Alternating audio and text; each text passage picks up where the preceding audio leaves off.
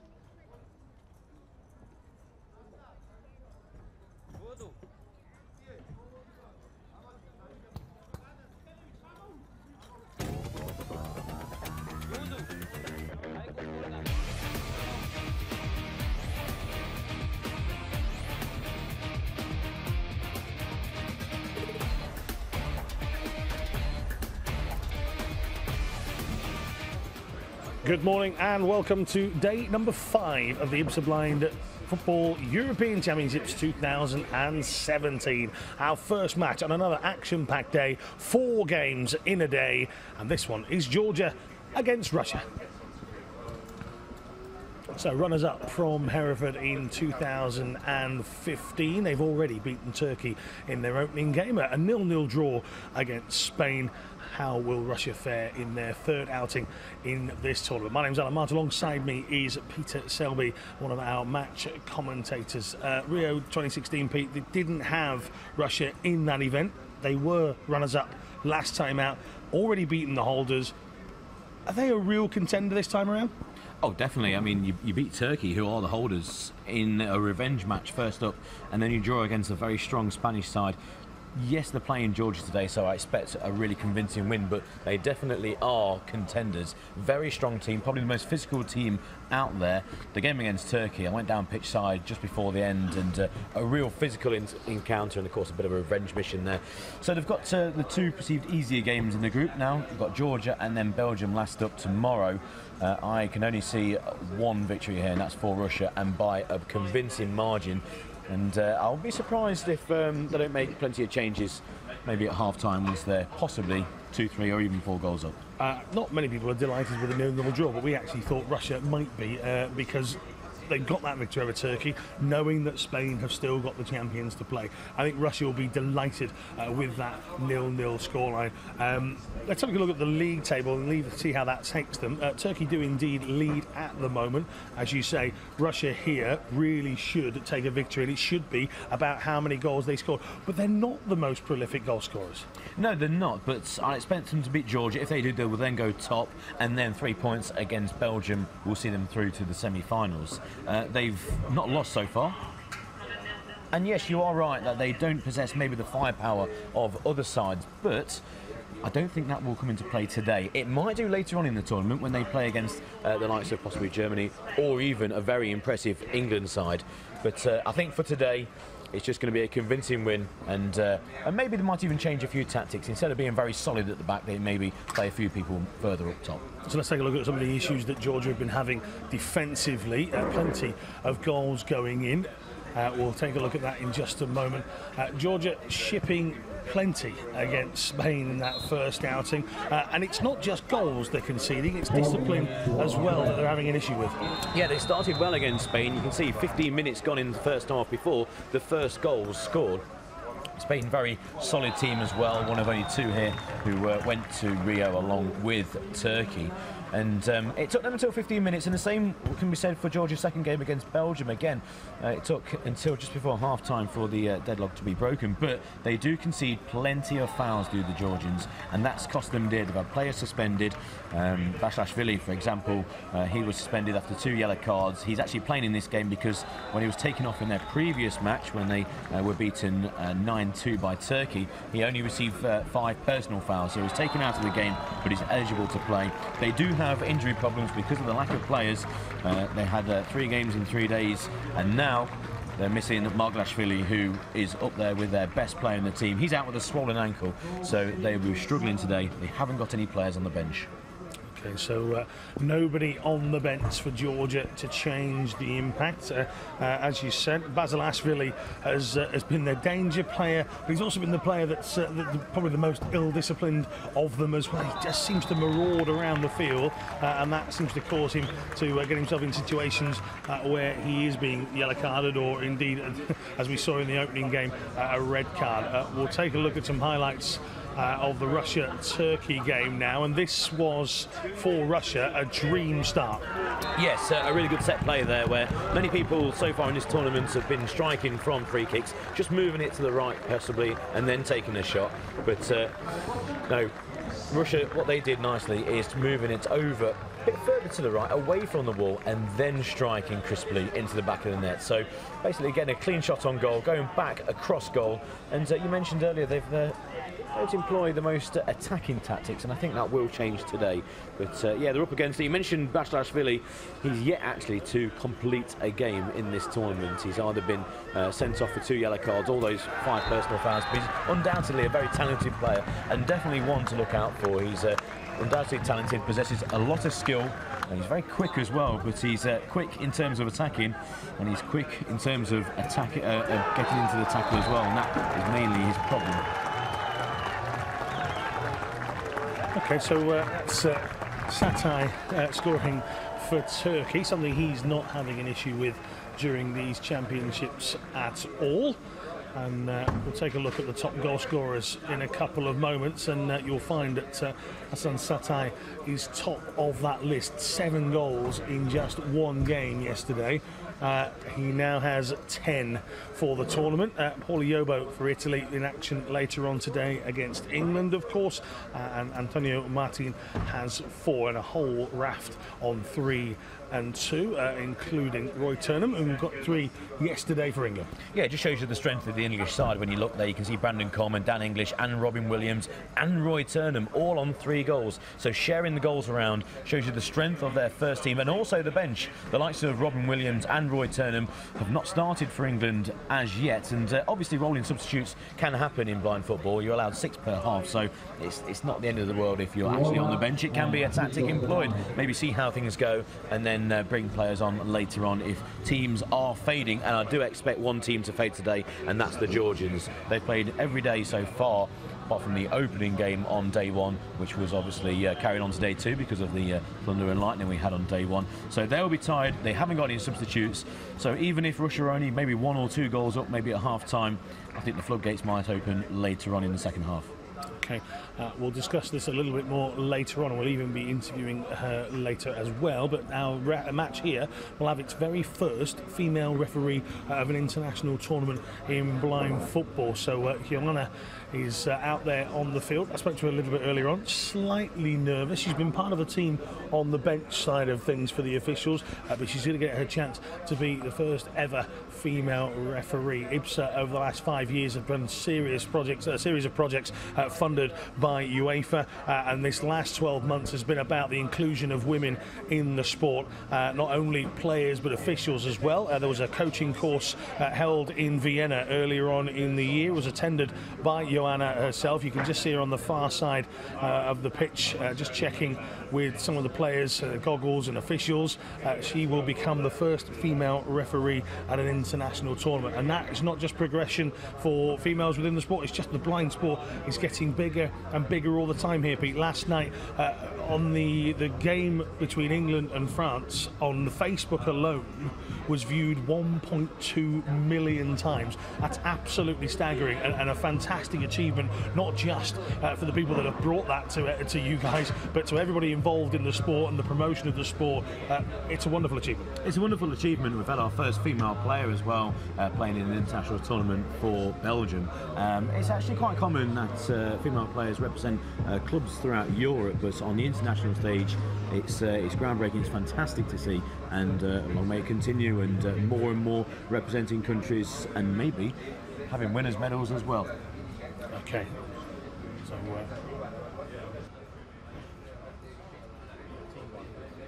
So shots on target now then, per team. England got off to a 43 shots in that opening game, which was just astronomical. And that was one of Georgia's issues, in the Romania's issues, sorry, in the early stages. England were on fire in that opening game. Another 20 against France. Harder to create those chances, and yet scored one more goal. 63 for them in total over their first two games. Germany, I think 20, 23 and 25. So they're getting better, and they're hitting more shots on target. That game, in the second game, 23 shots, and still not managing a victory against Italy. Only managed 14 in the game, but as you said, Paulie Yobo, he was just, it's been a special time. France, though, beating Germany as well. It's real tight groups here. Yeah, you can see Russia way down in the list in terms of shots on target, but you have to put into account that they're playing against Turkey and Spain, two of the top sides, not just in Group B, but in this tournament. So I'd imagine that will increase dramatically against Georgia, who had 20 shots in their previous game against Turkey. Yes, they lost 9-2, but it shows you that do possess a number of players who can get forward and cause problems for the opposition. Unfortunately, one of those two players, Maglashvili, is not playing today with that swollen ankle, but I'll expect them to still have a number of opportunities, and I don't think that they won't go goalless. I think they will score in this game. So it's Group B that we're going to concentrate on this morning, but Group A on the standings is there for you now. England, Germany, Italy, France, Romania. It's just a big group. You read those four names out at the top. It's a huge group in any form of football, and England and Germany and Italy and France are in the mix for places in the semi-finals. But it's Group B we're concentrating on this morning. The players are gathering themselves in the tunnel for this opening game of day number 5. They're not on their way out just yet. Georgia versus Russia is what we we've got coming up. Belgium against Spain a little bit later on as well. Should Russia win this, it really puts a mix on the group. Peter's running across. We've got history being made within the sport. One of these two teams will be looking to pick up a victory here. The chances are you'll be seeing goals galore from Russia. Can Georgia throw us a surprise here in the IBSA Blind Football European Championships of 2017? Let's cross over to our commentators, Jonathan Bell and Peter Selby.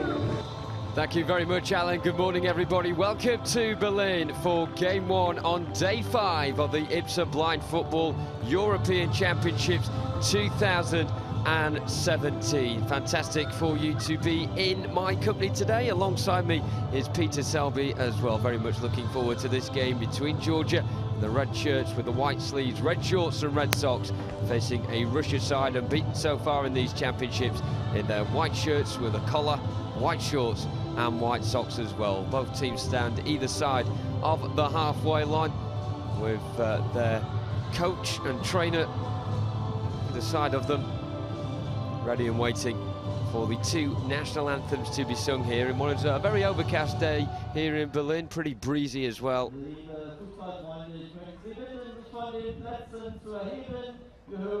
It's time now for both sets of players to warm their lungs up as the respective national anthems will be sung out, starting with Russia.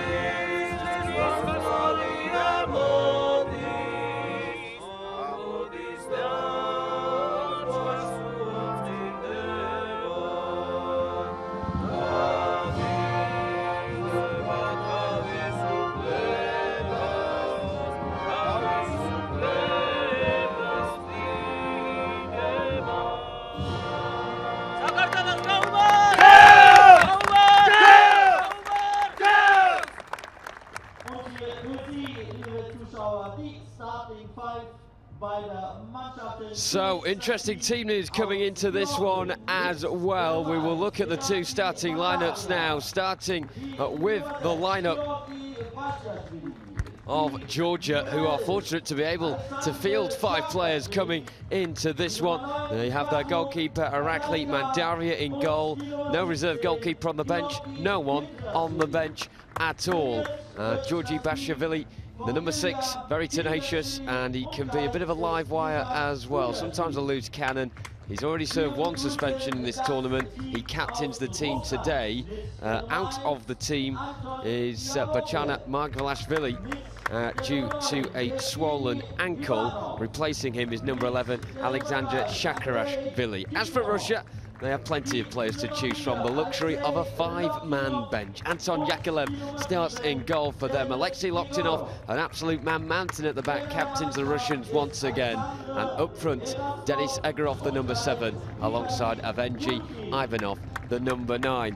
Also today marks the first game in an international tournament where we have a female referee. That just being announced to the crowd as well here in Berlin, who have slowly come into this stadium on this Tuesday morning here in the German capital. Very good morning to you, wherever you are watching or listening from around the world. I'm Jonathan Bell, and Pete Selby is alongside me as well. And Pete, fantastic that already this week we've had the first female player for Belgium, and now we've got our first female referee in this tournament. Yes, I was just talking to Alan just before the game regarding that. Yeah, it's quite common to have female players alongside male players on club level when it comes to blind football, but on the international stage, it's not happened before, and now we have our first female official, and pretty sure there'll be many people out there viewing this live stream saying, I can do that. And if you think that, then get involved.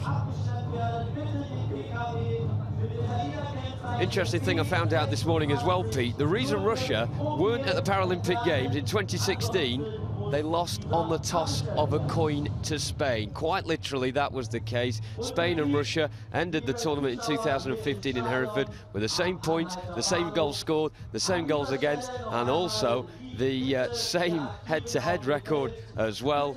And the organisers flipped a coin in an organising room, and Russia lost out. But of course they are competing to get to the World Cup next year completely outright by getting into the semi-finals of these championships. A reminder, of course, if you get into the semi-finals, then you do indeed qualify for the World Cup in Madrid next year automatically. Spain will be there as the host nation, and they have already drawn with the Russians in what has been tipped, Pete, as the group of death.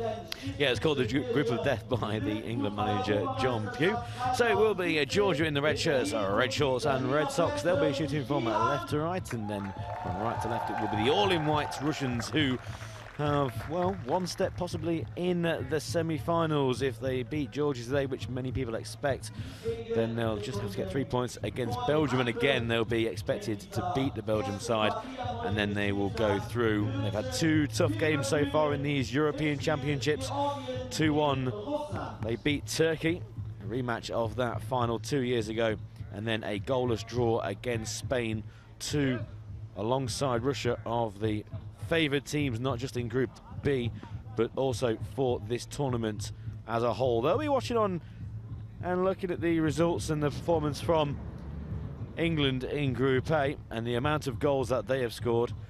But for now, it's just about qualification and probably just getting through this game unscathed.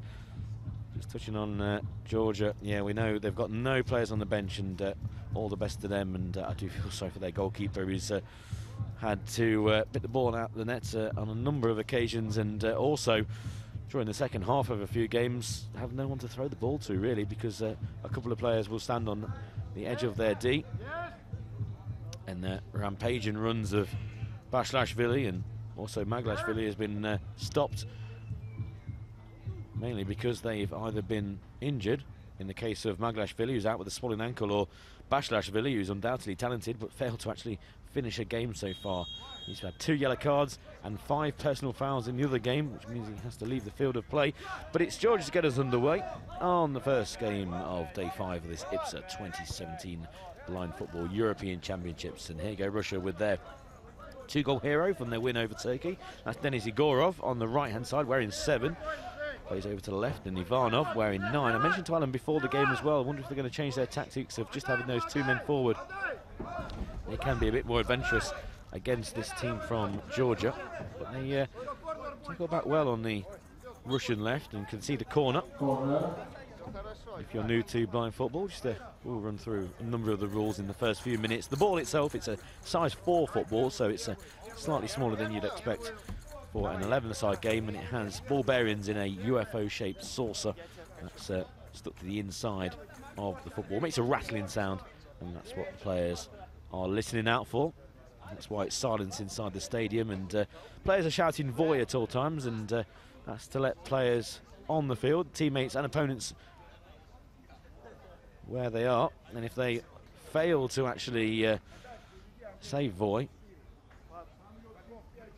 then it will be a foul from the player, either in attack or defence. He could be running to the player and not shouting, Voy, you collide with them, it's you that's given the foul away.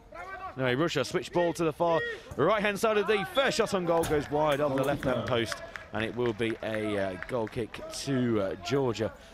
So yeah, Voy very important, and just a word on them goals, they've been increased in size. They've changed the size of the goals in blind football, 66 centimetres wider than previous and 33 centimetres higher. So there's plenty of goals in this tournament, and that's what the rules have been changed for. Basilashvili on one of his mazy runs gets halted, and now it's Russia over to the right-hand side, and Igorov, who's going to be their main threat. He's got 3 players in front of him, so he goes back to the broken line, which signifies the 3/3 of the pitch. Now he goes over to the left-hand side, still inside that final third, back over to the right. No one gets near him, shot from distance, again wide of the left-hand post, and a goal kick. Yes, this pitch is split into 3/3 with them broken lines signifying a third. You've got a penalty D, which is 6 metres from goal, a goalkeeping square of 2 metres, which only the goalkeeper can go in, and he can't go any further than that goal keeping square. If he does, then it will be a foul, and also a penalty as well. Here goes Georgia down the left, Shaklashvili up into the final third, still going towards the corner, and just knocks the ball out of play for a goal kick. Goalkeepers, when they throw the ball out, it has to bounce at least once inside their own half. Forward to 9, Ivanov. He loses out, and by trying to square it to Igorov on the far right, he picks it up though, and possible shot on goal. Good save by the keeper, down to his left-hand side near post, parries it around for a corner. And as you can see on the screen, there's 20 minutes, and the time's counting up. Every time the ball goes out to play or there's an infringement, then the time will be stopped. So 20 minutes per half. And you see the 5 circles below the teams, that's for team fouls. So if a foul is committed and it goes against the team, you're allowed 5 of them per half. Any more, and it will result in a 8-metre penalty kick. And more on that as they get tallied up throughout the half. It's Russia down the right, runs out of play for a goalkeeping restart for Georgia. Yeah, already Russia camping Georgia inside their own half of the field. It's Basilashvili on the left-hand side, though, picking the ball up now in between 2 feet, laterally coming inside to a central position. He's got 4 white shirts in front of him. He tries to dart past 3 of them, almost gets past Tikhonov as he gets towards the edge of the area. Still going, Basilashvili, cannons off his left foot in the end, and comfortably goes wide of Yakovlev's right-hand post. The man in the dark green jersey and black trousers throws it towards the right-hand side, and Agorov has already had a couple of opportunities on goal, comes in into the left foot, edge of the area in a central position, loses track of the ball momentarily, drifts to the left, then back onto the right foot again as he cuts inside, and it goes low and wide of Mandaria's right-hand post. So Russia certainly seeming keen so far in the early stages of this contest. Georgia have all their men in their defensive third at the moment. Basilashvili striding out of that zone now over the halfway line. He loses control of the ball though as it drifts wide and over the byline and out for a goalkeeper's ball, and Yakovlev in the Russian net will throw it comfortably out to his captain on the left, Alexei Loktinov, who slowly strides forward towards a central position, tries to just play it down the centre of the field. Basilashvili now picks up possession for Georgia, coming over the halfway line, past one player. Tikhonov comes across. He manages to get a strong foot in there, which is enough for Russia to again go on the counter-charge, and Ivanov is the man drifting all the way through past 3 red shirts, but loses the ball as he gets towards the right corner of the area. Couldn't get a sufficient contact with those green trainers, and it drifts wide of the goal. Basilashvili down the right. Georgia very quick at the moment to try and get the ball forward. Basilashvili goes in towards the penalty area, goes down, still has an opportunity in a central position. Again, the ball just slightly drifts away from it. It's quite windy here in Berlin, which may be having an impact on the ball. Agorov breaks down the right-hand side now, gets inside the attacking zone, checks back towards the broken line in a central position. Latley running from left to right, a nice arcing run towards the left side of the area. He goes down under the challenge this time of Petriashvili. He has stayed down, and therefore the referees just stopped play for a bit of a timeout, just so that Agorov could get any treatment if he needs it. He looks as if he'll be okay though. He comes up, jogs towards the far side. He's holding his mouth a bit, Pete, but it's great to see a lot of school kids coming in today. Of course, it's the summer holidays. Doesn't really feel like summer, has to be said at the moment in Berlin, but a good turnout on this Tuesday morning. A throw out from Georgia.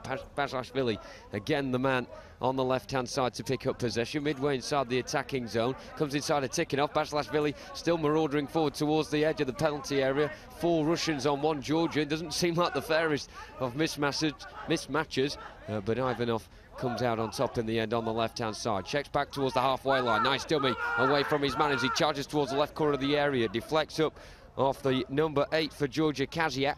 Out towards the right-hand side. Agorov is in the back of Basilashvili. Basilashvili just as up for this one as he always has been right through these championships so far. The fire in the belly just as prominent as ever as he comes into a central zone. Can he do it in an attacking sense now? Right side of the area, shot comes in, blocked by the captain of Russia, Loktinov. It comes back for Basilashvili and goes out for a goal kick. Yeah, it's a one-man attack for Georgia, but he's a very good player, Basilashvili, and I mentioned to Alan before the game, I think he might get on the score sheet today. Still goalless after nearly 5 minutes of this first half. Remember, 20 minutes each way. Going to ground is Shaklashvili, nothing given, and play continues over on the left-hand side towards the centre now is Basilashvili trying to back heel, doesn't work out. Igorov down the right, stops, comes back towards the centre, chance for a shot. Now he's going to have another mazy dribble, but before the D gets to the right-hand side of the D, and just actually stands still. I'm not too sure whether he thought there was a foul going to be given. Shot left-footed wide of the left-hand post, and the goalkeeper looks out as if to say, why did everyone stop there? And just looking on the far side, and Basilashvili already is he's now receiving the ball, but he's bent over double and feeling the effects probably of all those games so far, and plenty of bruises and knocks on the Georgian number 6. Basilashvili just tries to shoot from an acute angle on the right and out of play for another restart for Russia. And well, if Georgia do lose Basilashvili, then that really will be curtains for them in this match. Igorov, central position inside the centre circle. Drifts over to the right, now back to the left. Good tackle on him by Shaklashvili. And now picked up again by that number 6 for Georgia. Goes down the right and just gets out-muscled by the Russian defence, but Tikhonov tried to play it back to his keeper. That runs out of play for a Georgian corner. So 6 minutes gone and still goalless. I think many people here, Jonathan, would have thought maybe Russia would be 1 or 2 up by now. Yeah, Russia have certainly had their chances in the early stages of this game. Of course, early days, 6 minutes in. It's a corner on the right for Georgia, though, and the first time that someone other than Basilashvili in a red Georgian shirt has broken over the halfway line. Joining him is Alexander Shakarashvili, the small number 11, who will lay it off for Basilashvili to now try and curve his way in towards the penalty area, charges towards the front post, and Yakovlev can easily gather inside his goalkeeping square. Throws it out towards the right-hand side, and Agorov comes in field in a central zone now. Will look to check back eventually as he gets to the left-hand side. He's dragging 3 red shirts alongside him. He manages to get past one of them, then mazes past another. Into the area he goes, right-hand side of it, and loses footing as he tries to swing with the right foot towards the goalkeeper's goal. Substitution being made by Russia. That's the last bit of action for now for Agorov. Of course, it's rolling substitutes, so when you come off, you can come back on again later on. But Shelayev coming on for him, and Shelayev is just as good a dribbler as Agorov. There's a man down at the moment for Georgia on the edge of his own penalty area, and I think that's just to get his socks and shoes sorted out there. Of course, the last thing Georgia want in this game is an injury. They've got no one on the bench, and I don't think their coach fancies coming on either. But Basilashvili now picks up possession. He's the only man, really, that can pose a threat towards the Russian defence. Trying to get towards halfway, he succeeds, but on the centre spot is stopped by Tikhonov. But Basilashvili never giving anything up, and it's a bit of a pendulum swinging at the moment, this time in favour of Tikhonov, who comes towards the right side of the area, shoots, and it's in off the post. What a wonderful goal from Tikhonov, and it just shows that perseverance pays off on the halfway line. He certainly met his match with Basilashvili, tussling away with him. He came out on top, did the small number 3 for Russia, charged towards the right side of the area, and a low angle shot, canning it in off one post and into the opposite side of the net. Completely beaten was Mandaria in the Georgian goal, and Russia have had 6.5 minutes before they've broken the deadlock in this one. They lead 1-0. Yes, and the deadlock broken by possibly a surprise source in Tikhonov, who does get forward, but he's predominantly a defensive player. But Georgians' resilience lasted 6.5 minutes. And here goes Bashlashvili just straight down the centre, trying the most direct route to goal, and he fails at the last. It goes to ground inside the D, nothing given by the referees. 2 referees, as you'll notice. You've got Elias Mastoris on the far right-hand side as Tikhonov tries to find a second. Edge of the D, central position, goes to the left, fails to pull the trigger, stops the ball from going out of play. He's down the left, plays it back. Now it's Ivanov. Switches over to the substitute on the right, Shaliev. Very busy player, Shaliev. Here he goes towards the D in the centre, 10 yards from goal, just momentarily loses possession, still battling to win it back. He does so. He's now over on the left, but now the red shirts of Georgia can just play it up and out of danger only for a few seconds there, because here comes another wave of white attack of Russia on the right. It's with Tikhonov, the goal scorer, across the broken line towards central, and now over to the left, back towards the halfway line. He's got the centre circle to himself, plays a side-footed ball to the right, well controlled by Shaliev. Another mazy dribble, just gets to the edge of the D. Tried to stop actually and then change direction, but was tackled, and Georgia are making a bit of a mess when clearing their lines. And they're tackled only on their own broken line by Ivanov. Good tenacious defensive work by the Georgians, who player falls to ground, and it will be a free kick for them inside their own third, and possibly the first team foul here. Yeah, it looks as if that will be the first team foul of the game against Russia. Of course, we'll want to find out, but a first decision for Yulia Kabau to make in this match, and she's just saying to those on the far side, the official sat in the white tent, sheltered from the breeze somewhat, and it's a first team foul of the game for Russia. So Georgia with a bit of respite for their defence. Bashlashvili carrying the ball out from the halfway line, and he has to turn, check his run, then go past Ivanov again, then Loktinov comes across, the captain of Russia, a very bustly defender, old school if you like. He just shepherds the ball out of play, and Yakovlev will have it. And of course yesterday we had England beating France by 7-0 on the live stream, over 1 million views online. That it was an absolutely fantastic achievement for the sport of blind football, just the exposure it deserves in these European Championships. A lot of questions coming in, Pete, and one of them was, are these players actually blind? Because some of the techniques and qualities that were being shown by the players, and the level of dribbling on show as well, was really impressive, and I think took a lot of first-time viewers by surprise. That was certainly exposed by Tikhonov in this game as well. Another good example of how talented these players are. Ivanov, he's trying to dribble his way past Shakarashvili, just over the broken line, left-hand side now, going towards the byline. It's a tight angle, but still gets the shot away anyway, and a block almost on the line there by Petriashvili, manages to clear it away. A counter-attack almost on for Georgia, but he was almost in the goalkeeping square. Tikhonov, he's bustling his way towards the right-hand side. Can he recreate what he just scored a few moments ago? The answer is unceremoniously no, as he shanks it wide of the near post. But again, Russia continuing to press. I think it actually hit the far post, Jonathan. See the replay here, he gets towards the byline and then just cuts back past the keeper. Oh no, it hit the defender on the knee and bounced so far out. To me, that it hit the post. But yeah, you are right with the fact that many people have been taken back by the skill of these players, and obviously the goalkeepers are fully sighted. They act as a coach as well to players in the final third, and there is a coach behind the goal that teams are shooting towards, and they will give advice to the players once they're in, again, the final third. And when there is a free kick and dead ball situation, then they can tap the posts before it's taken, again, just to signify exactly where the players are on the field of play. Any questions that you do have, then please get in contact with us at Euro 2017 Berlin is our Twitter handle, and the hashtag is The Sound of Football. Use that hashtag, ask us a question, and here goes Bashlashvili again with that JJ Okocha style flick over his head. And in a previous game he did that and nearly scored. I think, I'm going to predict right now, that's not going to be the last time we see that. Here goes a rampaging run by the number 9 for Russia. Ivanov gets to the broken line, and then a foul has been committed. There we go, what a lovely bit of skill. And yeah, he did that in the previous game and ended up flying in on goal, and was brought down by the last man. It could have been a red card actually, but he was only given as a yellow. So free kick given. The reason is because Ivanov collided with a player of Russia and of Georgia, and the Georgian player did not shout voy.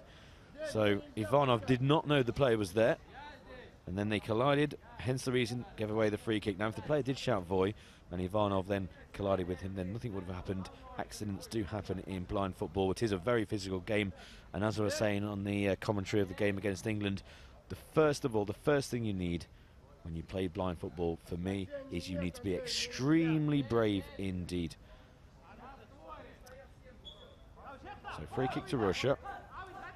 Central position, shot from distance by Tikhonov, and well saved by the keeper, got his angles right there, saw it all the way into his arms. Another good sighter on goal from Tikhonov towards the goalkeeper's net. There's a player down at the moment for Georgia who's clutching his face, he's laid on his back, the referee's going to have to stop play here.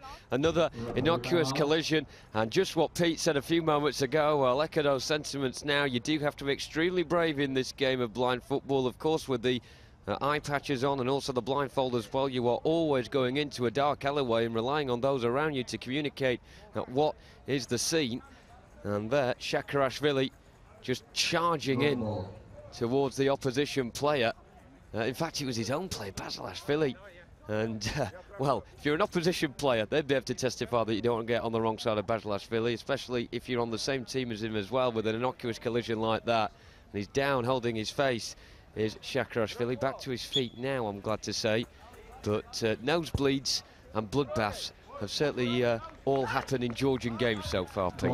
Yeah, just a prime example. Just accidents do happen, and obviously when you're shouting voy, you need to let everyone know on the field, including your own teammates, where you are. Back with the game, just in front of the officials' dugouts on the left. Basilashvili, another run over halfway, down the centre, into a Russian wall of defenders, and they'll launch a counter.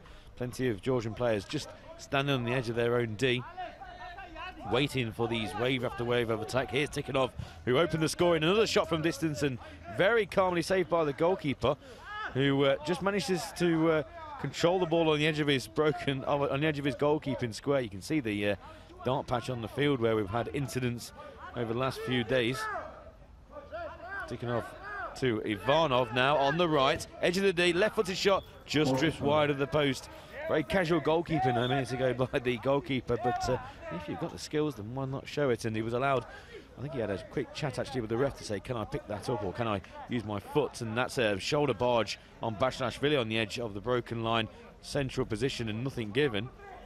He comes across to try and win it back, does so, shot from an acute angle and scoots that over the bar. So you can see Basilashvili there, really good close control, goes past one, and then looks to me that that was a foul on the broken line, but none given. Back with the action on halfway. Russia forced back into their own half. Sheliev is under no danger, so the call should be from the goalkeeper, let the ball go to him. He does so. Don't panic, just follow the shake of those ball bearings inside that ball. There's no one up front for Georgia at the moment, and the ball can roll back to the goalkeeper. Here goes Basilashvili though. He's only got one defender to beat. He's on the right-hand side, but good defending by the Russian defender, just clears his lines. Yeah, Loktinov is a very tough man to beat. He's always at the anchor of the Russian diamond. And the other end, Sheliev running the ball out of play on the right-hand side, but it's been a good start from Russia so far. They've only got the one goal. They would have, of course, wanted more. It's a goalkeeping ball for Georgia to be thrown by Mandaria. Throws it out towards the right-hand side, aiming for Basilashvili. Of course, he's the intended target all the time as far as Georgia are concerned. Even have intercepts, though. Darts down the left side of the area, a bit of an angle towards goal. Tries to poke one towards Mandaria's goal. It's saved by the knees of the Georgian stopper in the end. Of course, he's wearing knee pads, which is very advisable on this AstroTurf pitch. Anyone that's been on AstroTurf in the goal before will know how damaging that can be to the knee area. Substitution now for Russia. Coming onto the field is Denis Agorov. He is replacing Evgeny Ivanov. So it's Russia's top scorer, Denis Agorov. 2 goals for him already in this tournament. And he'll be wanting to add to that as well. And of course, against a weakened Georgia side, not just the fact that they've got less numbers than Russia, they've also probably got a lot more bruisers as well than any other team at this tournament. And Agorov will be looking to expose those scars as the game goes on. It's chipped from the corner from the left towards the right. The broken line is met by Agorov, who charges way towards the right side of the area. Real chance on goal. A wonderful sliding block by Shakarashvili just inside his area to stop that nestling in the corner. Agorov wants more though, but Bazlashvili meanwhile is holding his face. And once again, what is it with these Georgian players? It's as if they've got a magnet in their nose just attracting the opposition towards it, because once again there is an injury on that far side. The water's going to be applied. Unfortunately, I don't think they're going to be able to do much more with that for Bazlashvili, who's walked away from the dugout on the far side, still got both hands over his nose. And the referee's just having a chat now with the Georgian coach, Ilya Kiplashvili, who I really feel sorry for, Pete. It's not been, by any stretch of the imagination, the ideal first ever international tournament for Georgia. Yes, this is their first international tournament. They qualified in a qualification tournament before the tournament started, obviously, in April, actually, over in Romania. Came second to Romania, who are in Group A. They beat Ireland in the final qualification match. So they've done very well to get here, and yeah, didn't have the biggest squad when they turned up, and through injury and suspension they've been whittled down to just these 5 players. The referee just seeing an infringement there. Maybe they'll have to take the free kick from outside of the D.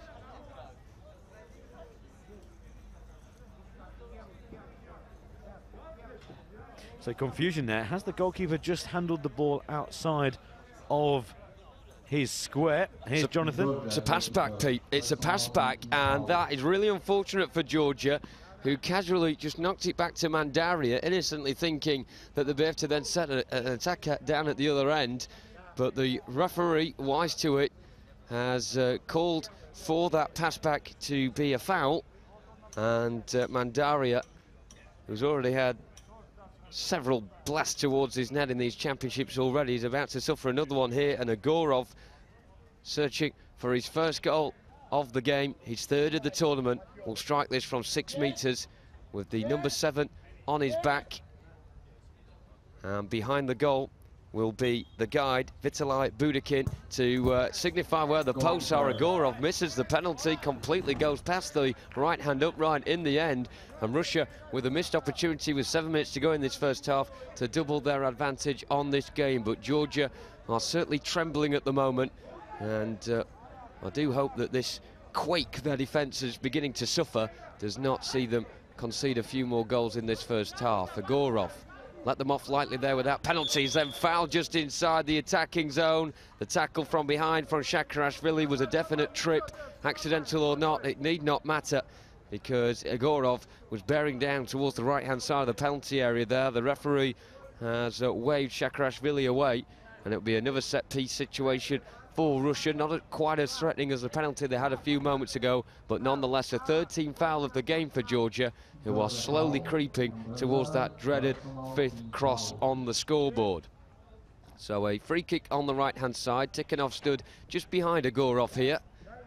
It's a 3-man Georgian wall just outside the corner of the D, and there's a man on the near side for Georgia, who is Kazia, marking Shalayev. The free kick taken. Agorov charges down the right-hand side, then checks back in to get a better angle. Shot squirms towards the far post. Now Shalayev will get the ball ahead of Shakarashvili. Worms his way towards the byline, then back towards the broken line instead, weaving away as much as he can from Shakarashvili, who goes to ground and misses the ball, and it squirms over the halfway line.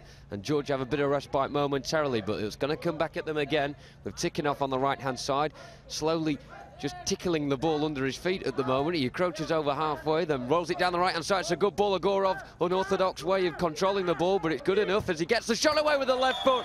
And what a wonderful goal that is from Denis Agorov. He may have missed a penalty a couple of moments ago, but he was saving his best for that moment there. A great bit of work on the halfway line from Andrei Tikhonov, goal scorer, turning provider as he played it down the right-hand side. Agorov, with his back to the byline, he was very close to the goalkeeper's area, managed to get down on one knee, control the ball, and then turn in a wide arc just in the inside right channel of the area to blast home a left-footed shot into the roof of Irakli Mandaria's net. Russia eventually double their lead in this game. They lead 2-0, and the timeout has now been called, and a bit of respite for Georgia.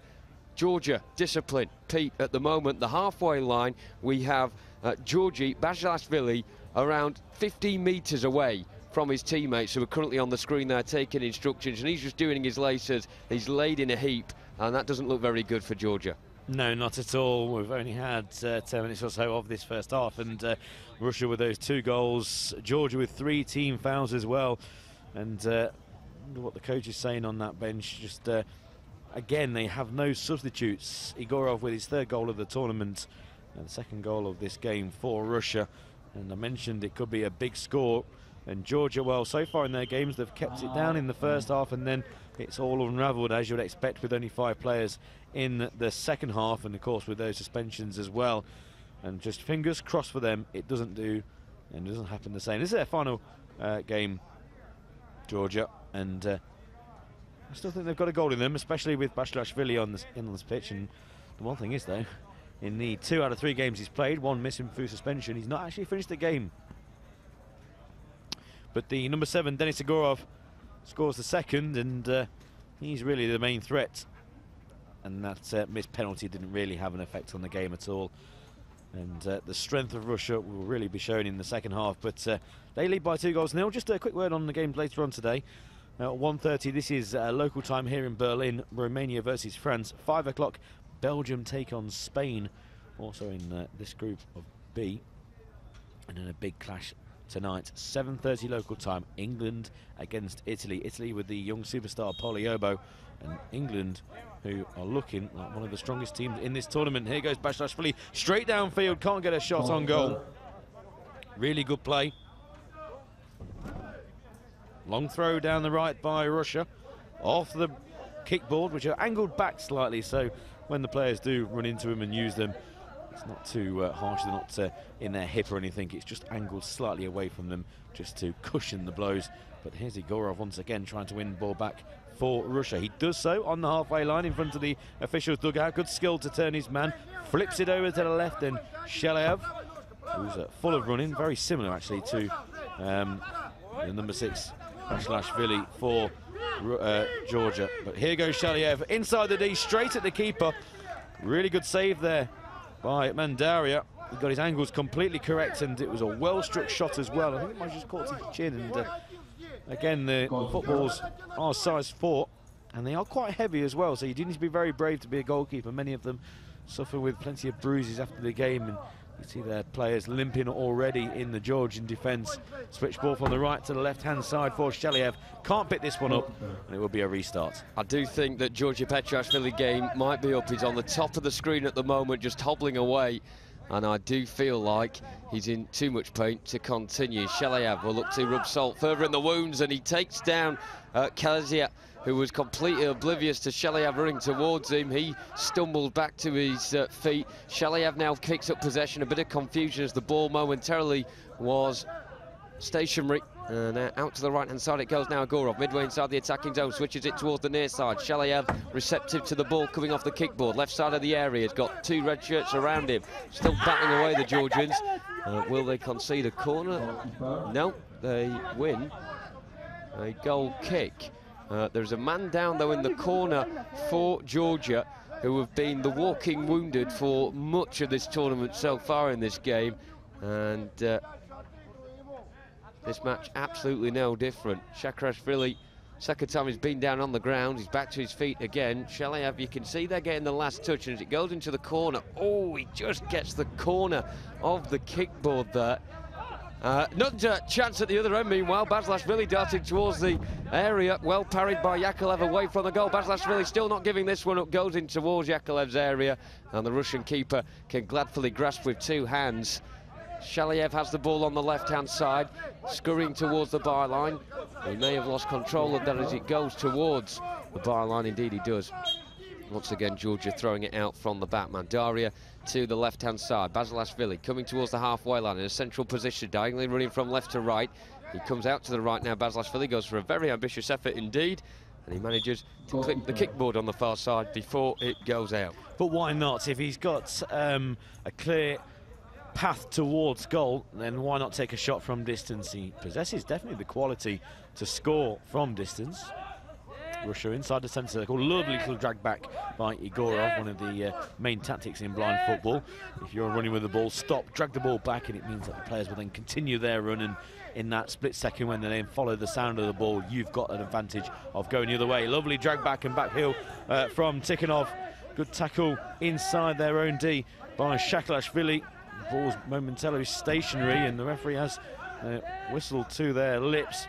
Nothing given so far. Tikhonov goes again, right-hand side, chance for a shot, well blocked by the defender, who Petrashvili, another bruise to add to his count. Once again, Russians peppering the goal. Tackle comes in, free kick, a foul by Shaklashvili. That's going to be the fourth for Georgia. Only 3 minutes to go in this first half, but players all over the field down, and like I said, many of these Georgians, if they had substitutes, they would not be playing. A yellow card has been awarded to Shaklashvili, and that's the last thing that the Georgians want. Of course, 2 yellows equals a red, and then they'll have to go to the sidelines.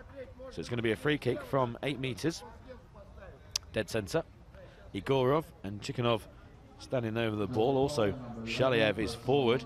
The only man back for Russia at the moment is Loktinov, who, to be fair, apart from a few tackles, has left it to the others, really. Had an easy day so far. So all 4 outfield players for Georgia in this wall, just outside the goalkeeping square, which is 2 metres in depth.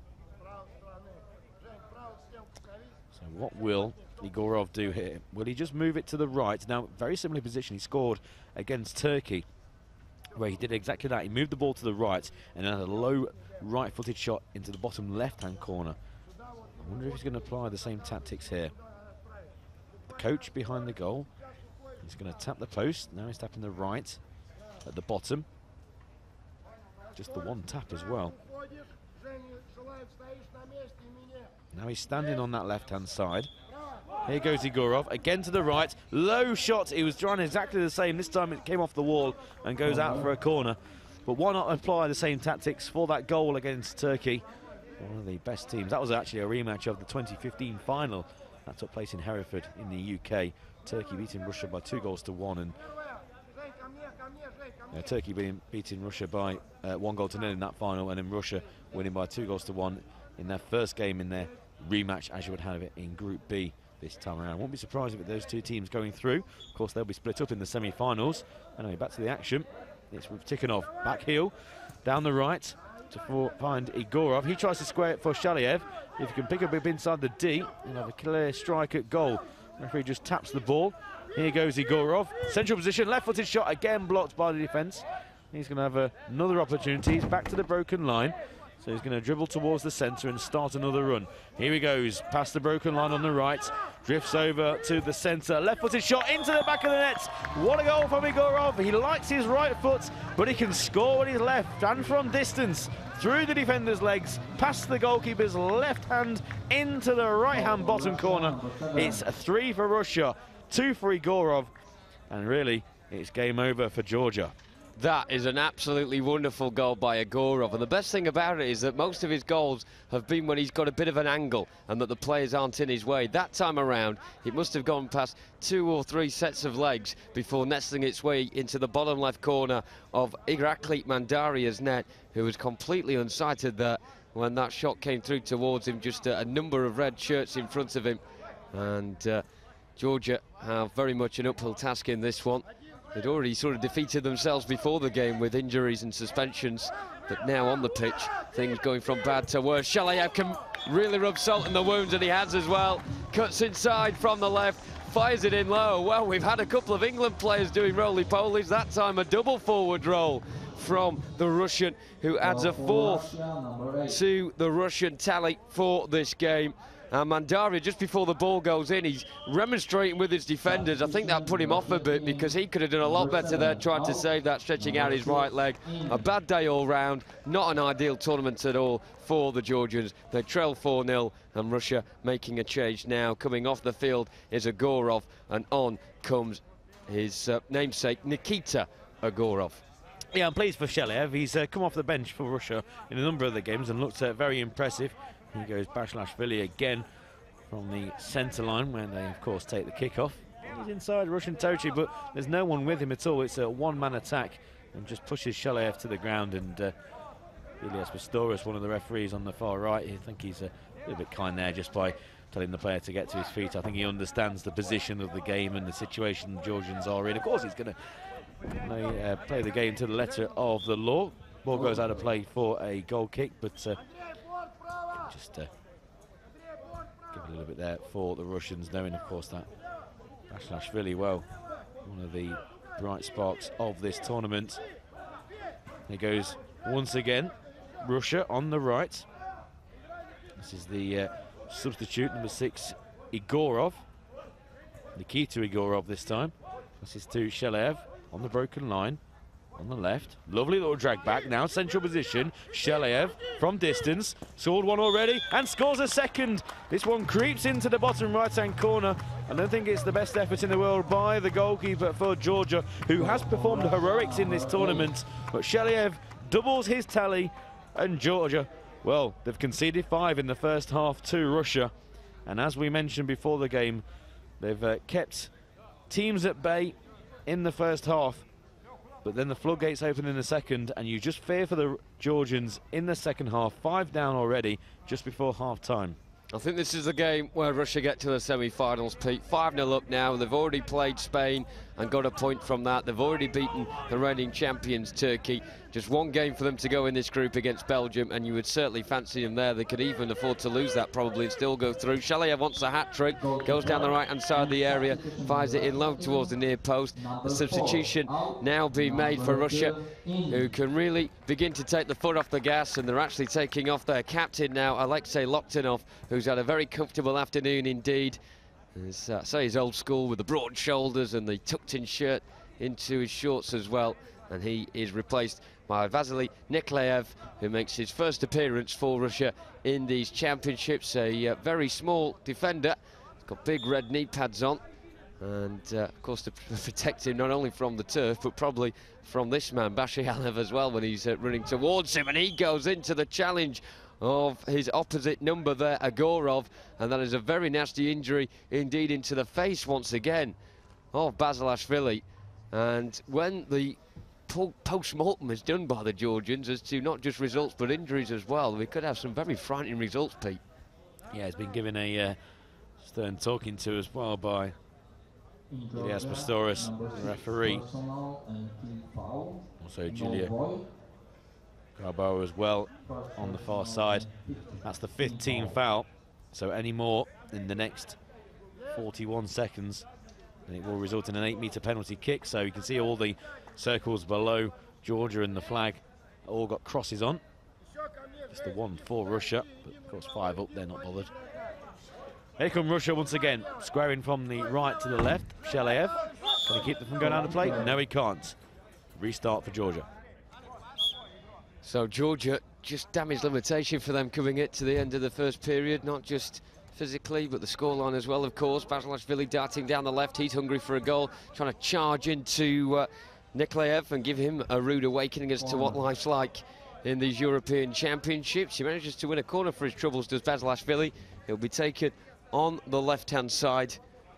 And the referee, Julia Cabal, just stood over the ball, shaking it under her foot, so that the oncoming Shakarashvili knows where the ball is to take this corner. So he will roll this ball to Basilashvili, the Russian 3 are back and now ready to defend. Basilashvili, tight angle for the shot. It cannons off Nikolaev and back out for another corner on that left-hand side. No reaction from Nikolaev there as it comes off his face, but believe me, that is a very heavy ball and you do not want it thumping you in that area. Shot comes in from Basilashvili. He didn't want to go for a Russian this time. He fancies the ball boy behind the goal who managed to take that rifle on the face, but in the end goes behind and it's thrown forward. Shalayev wriggling down the left-hand side. Goes all the way infield, past three defenders, shot comes in, the goalkeeper just parries it in the net, and if a goal conceded by Georgia was ever going to compound their game and their tournament as a whole, it would be that. Great play from Avenji Shalayev, coming in onto his right foot, slamming it straight at the goalkeeper Mandaria, and it was too hot for him to handle, and he just palmed it towards the right-hand side of his net. Shalayev grabs a hat-trick. It's super stuff from Russia. They secure their sixth of this game, 6-0, and there's still 20 minutes of the second half left. Poor old Georgia. Where do they go from here? They may feature in many more international tournaments after this, and nothing will be quite like their first experience. This has been a rocky road for them, to say the least. They go into the half-time interval now, 6 goals behind. A big team talk required from Ilya Kiplashvili. The big worry for Georgia is that so far in these championships, when they have lost out in the first period, they begin to lose their rag going into the second half, and things really begin to dismantle for them in terms of a discipline sector. And Basilashvili, the number 6, I've likened him to a Catherine wheel already this week. Hopefully in the second half will begin to be a leader, be a captain, as the armband on his left arm signifies, and be able to cool down a bit and make sure that his head speaks over his heart. As for Russia, their head and their feet have certainly done all the talking so far in this game. 6 goals for them, a hat-trick for Shalayev, a Gorov with a brace as well, and Tikhonov opening the scoring for them with a great shot from the right side of the area. They go off as a team in single file towards their blue tent on the far side in very good spirits indeed. So the half-time score here then in Berlin, day 5, game 1, half-time. Russia 6, Georgia 0.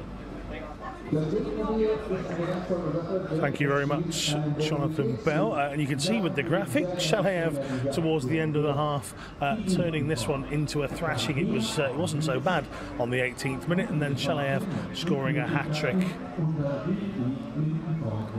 So I'll come back to the studio here. I'm just marking down how many shots on target the two teams had. I'll give you a guess, Pete. No, I won't. 29 for Russia and 11 for Georgia in this game. And well, Pete, it started okay. There was 1 goal, and we were sort of holding off at 1 for a while as the wind picks up here in our studio. So battered down the hatches. And then all of a sudden it just opened up again. Yeah, we said before the game that Georgia, what they've done is keep teams at bay for the first 15, maybe even for the first half, and then the floodgates opened. The problem in this game is that Russia scored very early. Then they had a good 10 minutes or so where they threatened a couple of times, Georgia, but once the second goal went in, game over. And then it's just been goal after goal. Shalayev with that hat-trick in the last 3 minutes. And the one player for Georgia who's really stood firm has been the goalkeeper. And he'll be a bit disappointed with his display so far. A number going through his hands, squirming in the far post as well. And he's disheartened. Many of the players are injured and disheartened. And it could be a very long 20 minutes in the second half.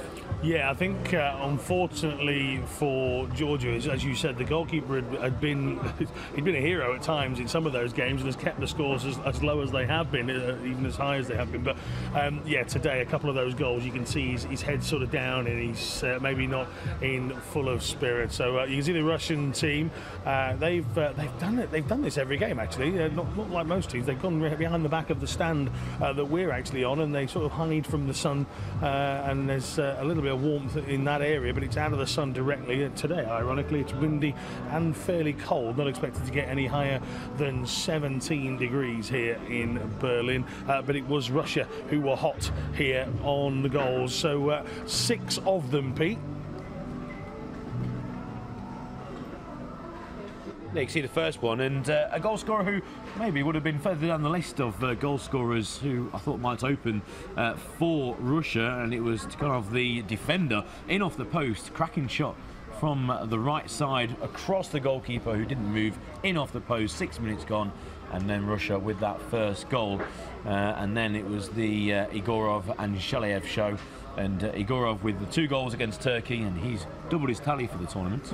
Yeah, ticking off there from the right, firing in low, and as we say, I think this is one that the keeper would have expected to get something on. He's sort of, I think he's just expected it to go wide here, hasn't he? Yes.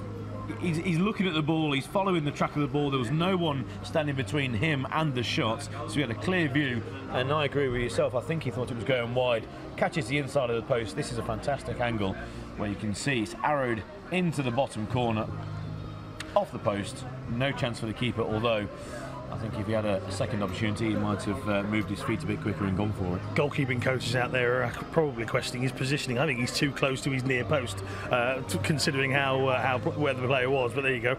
Then the next goal started coming from Igorov. Igorov, who's got a few in this tournament already, and that's a great strike. I know we're sort of lambasting the keeper a little bit here. That is an absolute beauty. Yeah, no chance with that. He's their most potent striker. I mentioned he scored the 2 goals in the fabulous win against Turkey, the first game of the tournament for Russia, and he caught that one lovely, and the goalkeeper's got no chance. With the increased goal sizes now in blind football, 66 more centimetres wider, again 33 centimetres higher. If you do go high from point blank range, it's very difficult for the goalkeeper to stop.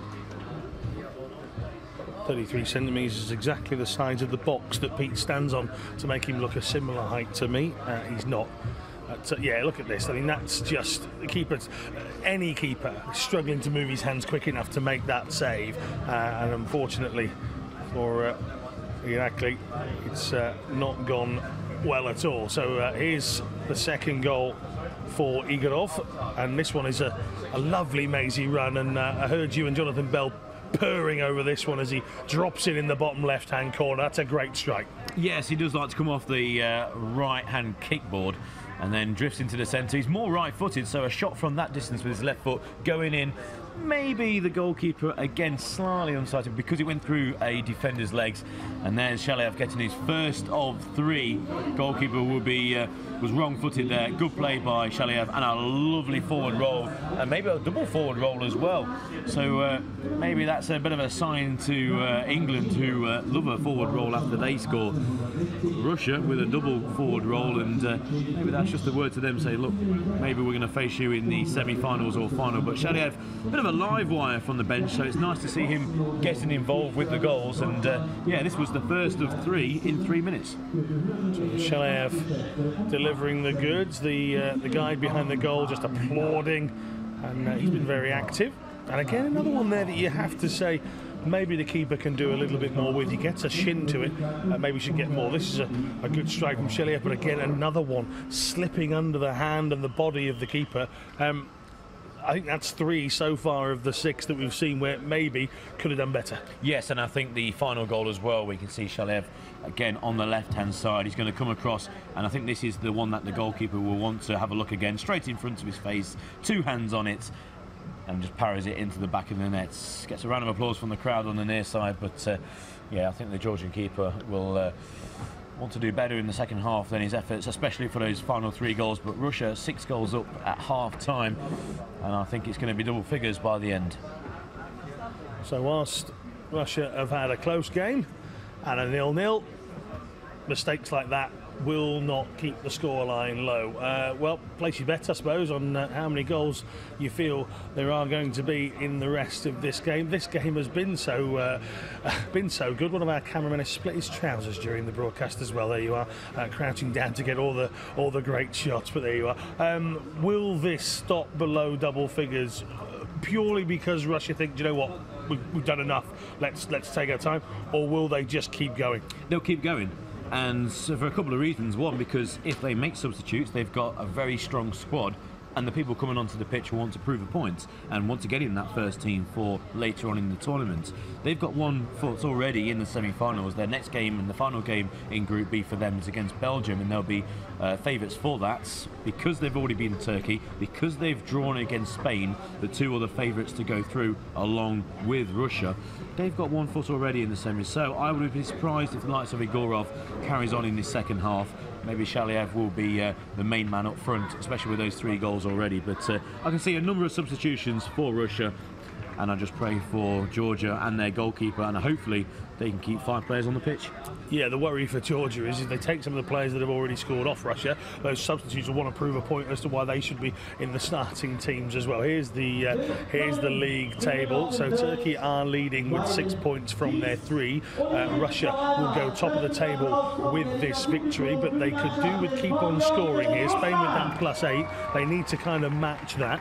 Yeah, they've got fate in their own hands, Russia. If they win this game, they go clear at the top, and then they've got one last game against Belgium, and if they win that, they will be through to the semi-finals, and then we've got a mouth-watering clash between Turkey and Spain to see who goes through in second place, or maybe if Turkey fail, could probably overleap them into first. But I think it will be Russia to top the group, and then a clash between Turkey and Spain for second.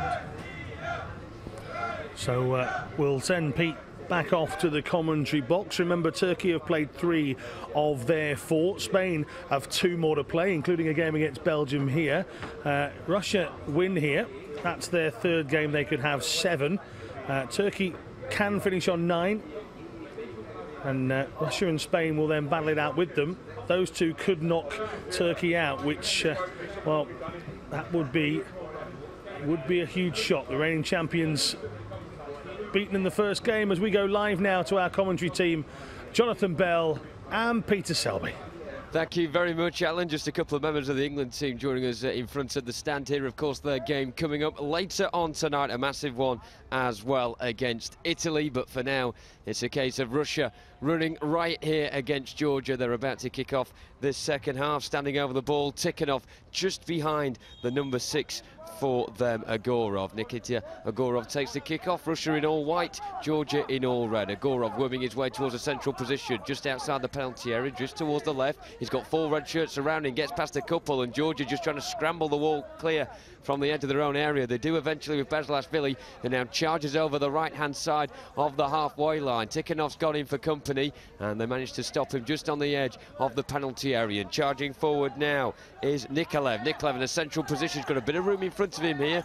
Comes towards the right-hand side of the area, on a bit of an angle, swings towards the ball. It rolls all the way behind the byline and out for a goalkeeper's ball. Mandaria throws it forward over the halfway line. Bezlashvili loses track of the ball. It goes in front of him. He comes towards the byline on the far side, the right. He runs into Tikhanev. Tikhanev, a very good defender for Russia, but Bezlashvili giving him a very good competition as well. Into the right-hand side of the box. They're both spinning round, trying to get a connection on the ball. Bezlashvili swung at it with the left foot. It harmlessly goes wide, though, and out it goes for a goalkeeper's ball. Yeah, we were talking about the substitutes for Russia coming off the bench, and well, there we have Nikolaev with a long run from one end of the field to the other. Shows you the quality they've got all throughout their squad. Here's another substitute, number 6 for Russia, and that's Igorov. Igorov down the right-hand side, stops towards the broken line.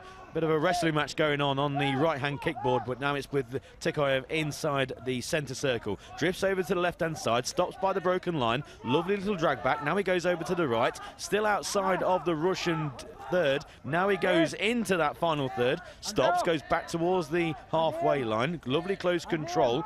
More of a defender, but we've already witnessed he's got a powerful shot. Good tackle comes in from the back, and that's Shakalaev, and well, that's what the Georgians will have to do more of in this second half. It's going to be a foul and a free kick to Georgia on halfway, just in front of the officials' dugout. A foul on Bezlashvili, and a chance for Georgia to maybe build a bit of pressure on Russia. Obviously 6-0 down. I think the game has gone for them, but the longer they can keep it down to 6 in this second half, the more hope and the more belief will spread throughout the team, and that includes the goalkeeper who, to be honest, really with those final 3 goals in that first half, could have done better with pretty much all 3, especially the last one straight at him, and his shoulders were very low. He's been a hero in their first 2 games, the Georgian goalkeeper. Another rainbow flick by Bashlashvili. This time goes beyond the defence into the D, slides in on the goalkeeper, who's bravely saves down low to his left-hand side. But Bashlashvili, another rainbow flick. That's the second of the game,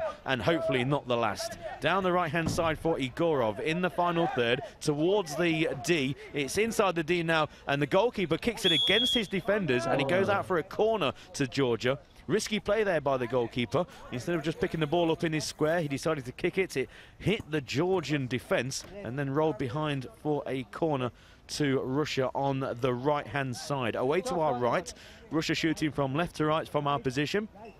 They're in all white, and Georgia all in red, shooting from right to left, again from our commentary position, which is exactly the same if you're watching the live stream, just behind the camera. Corner from the right. I think the Georgian Bashlashvili was a bit eager there to close down the corner, so it's going to be restarted. So another corner for Russia on the right, this time going along the kickboard to the broken line, intercepted, back down by the corner. Here goes Igorov once again towards the centre position, over to the left-hand side, being forced out of the Georgian third. Very well defended there by Shaklashvili, who clears over halfway line down the right-hand side. He's trying to chase his own clearance towards the corner. A couple of Russian players just getting in each other's way. They got a lovely back heel, though, out of their own half, down the left-hand side, and it finds Shalayev, who scored those 3 goals late on. He runs into his fellow number 8, and the ball runs out for a goal kick to Georgia. Yeah, Mandario all in black, bolted out towards the right-hand side and the halfway line. Basilashvili goes behind him, but he'll charge down the right-hand side. He comes towards the Russian area, just slightly loses track of the ball as it gets caught under his feet. Russia have 4 men back here. Basilashvili goes past 2 of them down the right-hand side. Tight angle for a shot. He gets a deflection, though, and it'll be a corner for Georgia on the far side, there right. And the referee, Julia Cabau, the first female to officiate a game at an international tournament, just shakes the ball under her foot so that the Georgian players know exactly where to trace it as they go towards that far corner. It will be Shakarashvili to go across, and he will play the ball back for Basilashvili. Just 2 men up for Georgia, kicking from right to left in this second half. Basilashvili swings towards the ball. He gets his leg taken away from him by Shalayev, the man on a hat-trick at the moment for Russia, but he concedes a foul there, and it will be a second team foul of the half for Russia.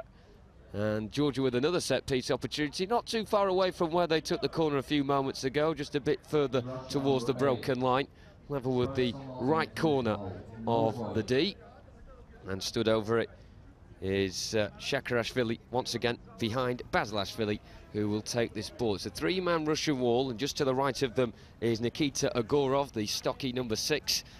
And Georgia looking to try and get their first goal of this match. A 6-goal deficit at the moment for them. It's Basilashvili, goes to swing with the right foot. He clashes into Nikita Agorov. The referee this time around tells Basilashvili to get up. He's clutching at his eyewear there.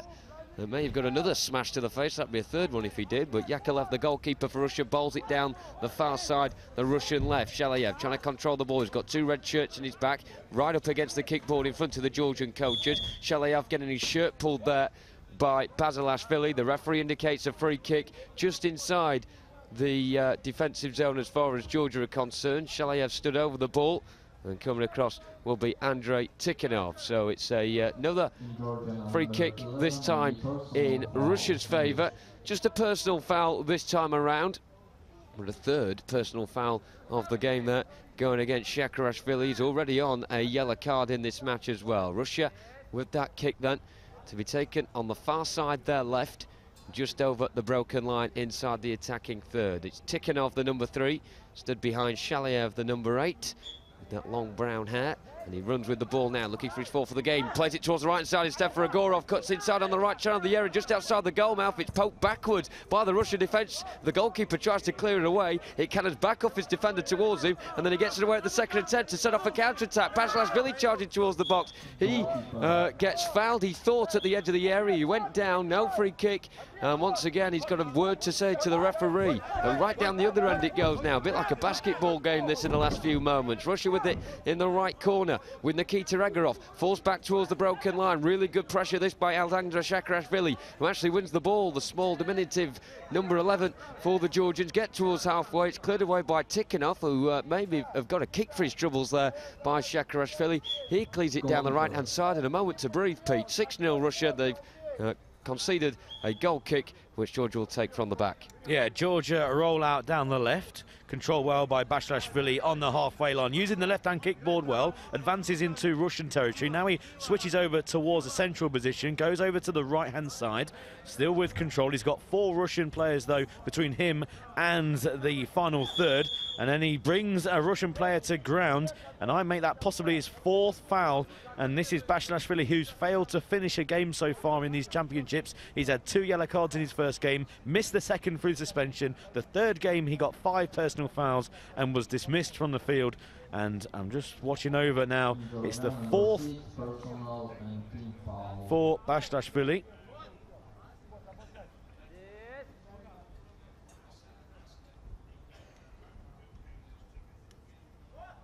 And it will be a free kick to Russia inside their own half.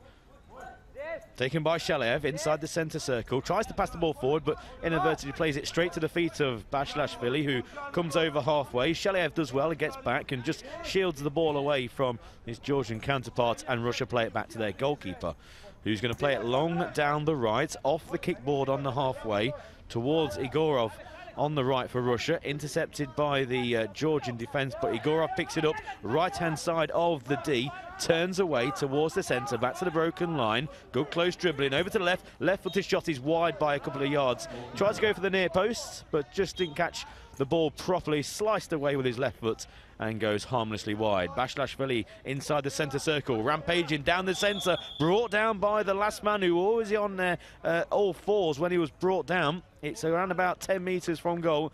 Absolute dead centre position, and once again Bashlashvili is in the wars. Absolute battering ram, isn't he, Bashlashvili? Breaking from the halfway line towards the area there, and the only person stopping him between the ball and the goal was the defender Nikolaev coming across, and he clattered him down, and so it will be a Georgia free kick. There will be a Russian change first, though. In fact, it looks like a double substitution. The referee has got a player either side of him that is chaperoning off. Going off right now is Nikita Egorov, replaced by namesake Denis Egorov, of course the man who got a brace in the first period for Russia, and also coming on now is number 9 Evgeny Ivanov, the grey-haired stocky striker, and he replaces Evgeny Shalayev, who got a hat-trick in that first period. So it's a free kick for Georgia, just inside the attacking zone. It's just, I'd say, around 9 metres out this, right of centre.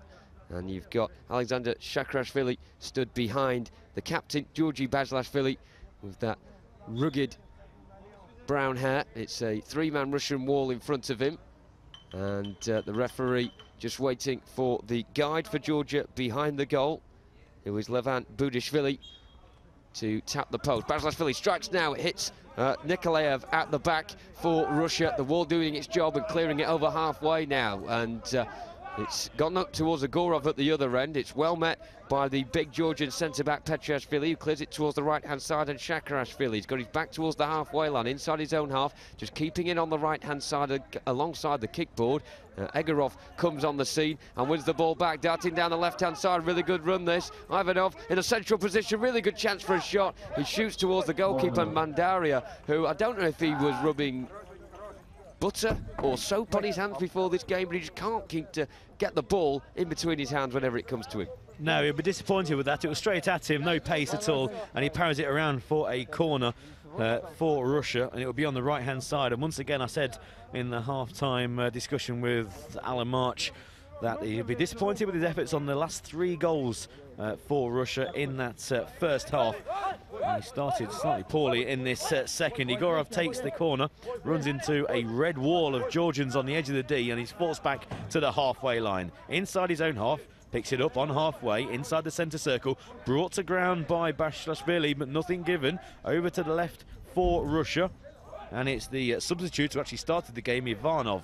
Ivanov's being forced back to halfway, still with the ball, now tackled by Bashlashvili, who, again, a one-man attack for Georgia. Down the left, stops before the corner, goes back towards the D, snuffed out the attack by 3 players for Russia, who then rampage over halfway. It's a substitute, Nikolaev.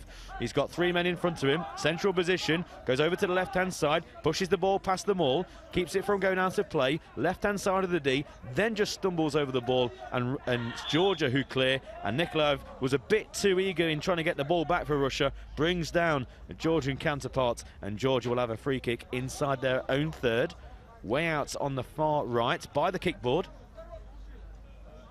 Number 3, Russia. 6 minutes gone in this second half.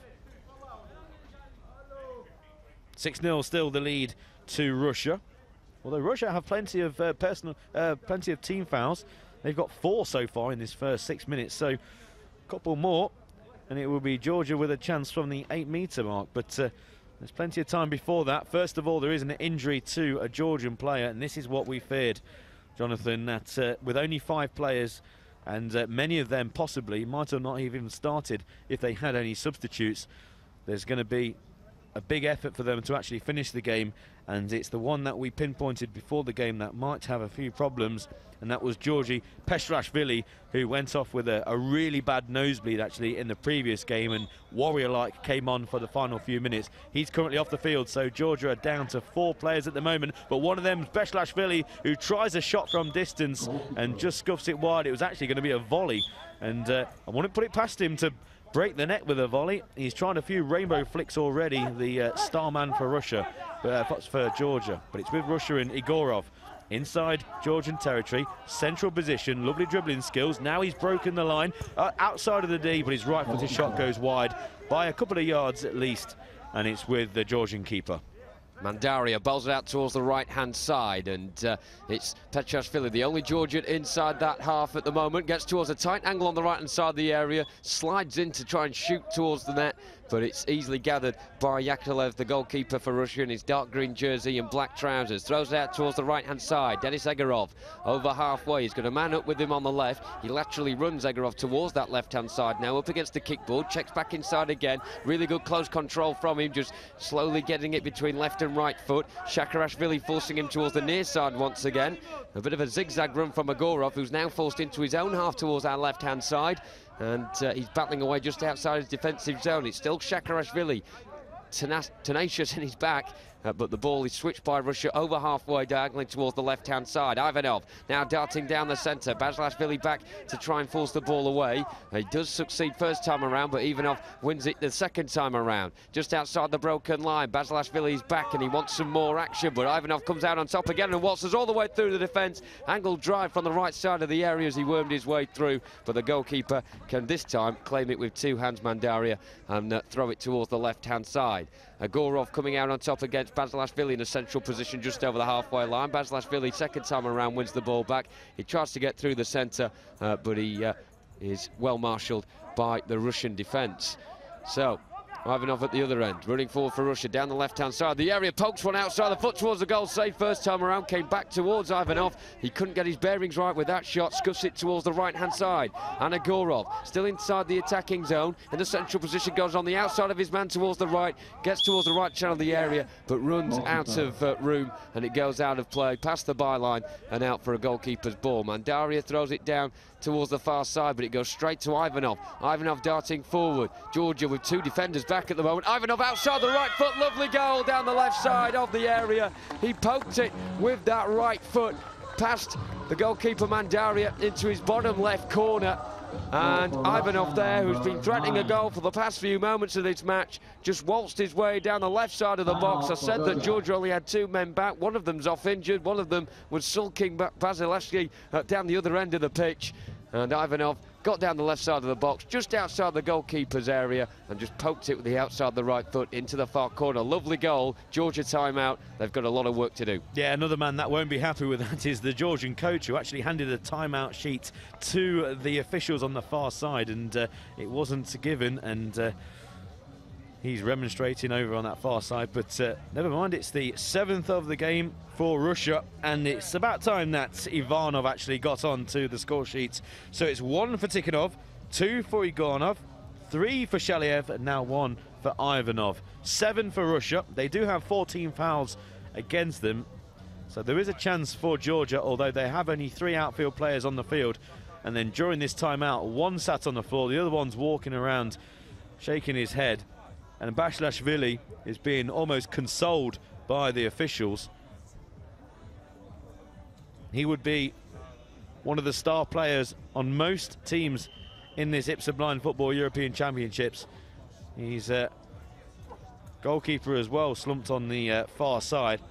When Russia, and they're just having a quick chat with the officials. There's the goalkeeper, along with one of his players. Not too impressed with what's going on right now. Obviously, this is the culmination of the 3 games that they've played. 8-0 defeat to Spain, 5-0 to Belgium, and that 9-2 reverse against Turkey yesterday. So far, it's 7 for Russia, who have got 1 foot in the semi-finals. Russia, they have a game against Belgium in Group B remaining, and if they beat the Belgians, which they'll be overriding favourites too, then there's the goalkeeper, not happy at all with proceedings. And if they do beat Belgium, then they will be into the semi-finals and possibly facing off against England in the semi-finals. I'll have to wait and see. If England do top the group, then I don't think they'll be facing Russia, because I think they're going to top Group B. So we do have a problem on the far side now with one of the Georgian players who's not got to their feet, and if so, here come the medics actually. There's more than one problem, Pete. The goalkeeper's hobbling off. They've already got a player off injured, have Georgia. There's a man slumped now on the far side who's getting medics' attention. The medics have only just finished with Petriashvili, who was off the pitch for a nosebleed. They're now having to dart off to Shakarashvili, who is still on the far side. There's a big water bottle next to him. Maybe he's wanting to take on fluids, but the medics are down there and nursing some sort of injury. It's hard to tell what it is because they're on the far side next to the advertising hoardings, and the Georgian coach, the 2 medics, also a doctor there as well. They're all crowding around the player on the floor, so I'm not too sure what this problem is, but his headwear is off, his eyewear is off, and he's in some discomfort. Yeah, let's just let you know what's happening later on today. It's 1:30 local time here in Berlin. It's Romania against France in Group A. Then it's Belgium against Spain in Group B at 5 o'clock, and then that big game later on, 7:30 local time, England against Italy. England flying in this tournament. Make sure you're with us. In the when England played yesterday, there was over 1 million people viewing the live stream for England's fantastic victory against France, and hopefully we can have similar figures in a game against Italy. And well, the Italians, they've got the young 15-year-old Poliobo, who scored 4 goals in his previous game. Hell of a future for that player, and maybe not even a future, maybe the present. But England, I think, will start favourites. There you can see Group B. So Russia, with this victory, an expected victory, being 7 goals up, they will go top with a game against Belgium, so it's in their hands, and they'll be favourites to win Group B. And then it'll be a fight between Turkey and Spain for 2nd place in Group B. And Group A, well, England are in the driving seat so far. They've got a game on Wednesday against Germany as well. All the 4 Georgian outfield players, I'm glad to say, are, I wouldn't say fit and back on the pitch, but they're on the pitch. So they are ready to complete the rest of this game, which Russia lead by 7 goals to 0. And it will be Georgia taking the kickoff, shooting from right to left, and looking to see out the rest of this game at just the 7. Bashlashvili going all the way through, and he actually scores. This time he gets towards the goalkeeper's area, darted through and just toe poked it just in front of the goalkeeper into the bottom right corner of his net. So finally Georgia have something to cheer about in this game. They're now 7-1 behind. Well, he's had 7 opportunities so far to score from kickoff. He gets the ball, obviously, from the halfway line, and then just goes straight towards the edge of the D, straight down the centre of the field, weaving in and out of players. And this time, instead of overrunning the ball, he managed to get a shot on goal, and right from the edge of the goalkeeping square, just prods it past the keeper's left-hand side. And it's a thoroughly deserved goal for Georgia, and especially number 6, and that's Georgi Bashlashvili, straight down the other end. there's going to be a goal kick because it's just overrun by the Russians on the left. And now here come Georgia once again with a renewed impetus, skipping their step as you would have it. And Bashlashvili down the left past the broken line. Here he goes again towards the centre, in the centre circle. Bashlashvili starting his razy dribble, just stumbles over the ball first time of asking, picks it up again past the broken line into a wall of Russian defenders. He's knocked off the ball squirms towards the goalkeeping square, and it's picked off by the Russian defence, and they just clear it downfield. Iganov, if he can pick this up, he'll be in on goal. No, he can't. He's been forced back towards the halfway line. Picks it up again for Russia. Pushed to the ground by Bashlashvili. Nothing given by the referee. And now Bashlashvili goes down the right kickboard. Past the broken line towards the corner. Just pushed off the ball by the much taller and broader number 9, Ivanov, who just anywhere will do, clears it for Russia. It goes down the right, over the halfway line. Hits the kickboard. And now Iganov. Banana run towards the centre, stops. He's facing the halfway line. He's got plenty of men behind him. Switches play over to the left, then Ivanov. He's waiting for the ball to hit against the kickboard. He does so. Now he controls in the final third. Drifts over to the centre, squares it across to the right. There's no Russian player there, so it goes out for a goal kick to Georgia. So there are just 10 minutes remaining of this game. 7-1 to Russia. And the ball is bowled long towards the right-hand side. Bashlashvili's not going to keep that one in play, and it goes towards the opposite goalkeeper, Yakovlev of Russia. Bowls it down the centre and straight and very slow indeed as it trickles into the feet of Tikhonov, who has been told he can turn. He's got a bit of room in front of him, and then a Georgian defender comes into his face and pushes the ball over the halfway line. So Tikhonov has to retreat back towards the far side, but like some sort of mad dog, Bashlashvili is on the far side, just not giving that one up at all there. A dog after a bone, I would say, Bashlashvili. And this time the bone will not be his, but the 5th personal foul, I think. No, it's his 3rd personal foul of the game. And Bashlashvili, of course, he's got quite a low temperament. He's going to have to be careful. 3rd personal foul and also a 2nd team foul. The England team currently being shown on the screen right now. Coach on the screen as well, John Pugh. England after their... he's looking around now, I think, surprised and stunned that he was on the screen there. But, of course, England, 2 magnificent performances so far. 6-0 against Romania, 7-0 against France. Now pressure, lads, to make sure it's just as sizable a scoreline tonight against Italy. Egorov coming down the centre. Bashlashvili picking up the ball on the edge of his defensive zone and coming away with it again. He's hungry for a second as the Georgian skipper. Right down the centre. He's still going down the right side of the area. Oh, it's hit the outside of the post on the angle. That would have been a wonderful solo goal from Bashlashvili, who, it seems to me, whenever he gets the ball, he's only got one gear, and that is the top gear when he gets it. Yeah, but the goal he scored, he managed to get a shot in. Just at the other end, here goes Ivanov on the right of the D. Good save by the goalkeeper with his right knee. It just lands outside of the goalkeeping square. Ivanov tries to win it back for Russia and does so. Back to the broken line, and Egorov up to the halfway. He's being pushed back by that man Bashlashvili once again. Bashlashvili, terrier-like, wins it back for Georgia. And he just has to stop and pause. He's got a problem with his left leg, but it's with Egorov. Now down the right, stops, drifts over to the centre, 8 metres from goal, stops again. Lovely little drag back, close control. Doesn't get the shot in because a Georgian boot just picks the ball off for the all-red of Georgia. It's in the final D again for Russia. Switching over to the left-hand side. Good close control by Ivanov on the left. Inside the Georgian half.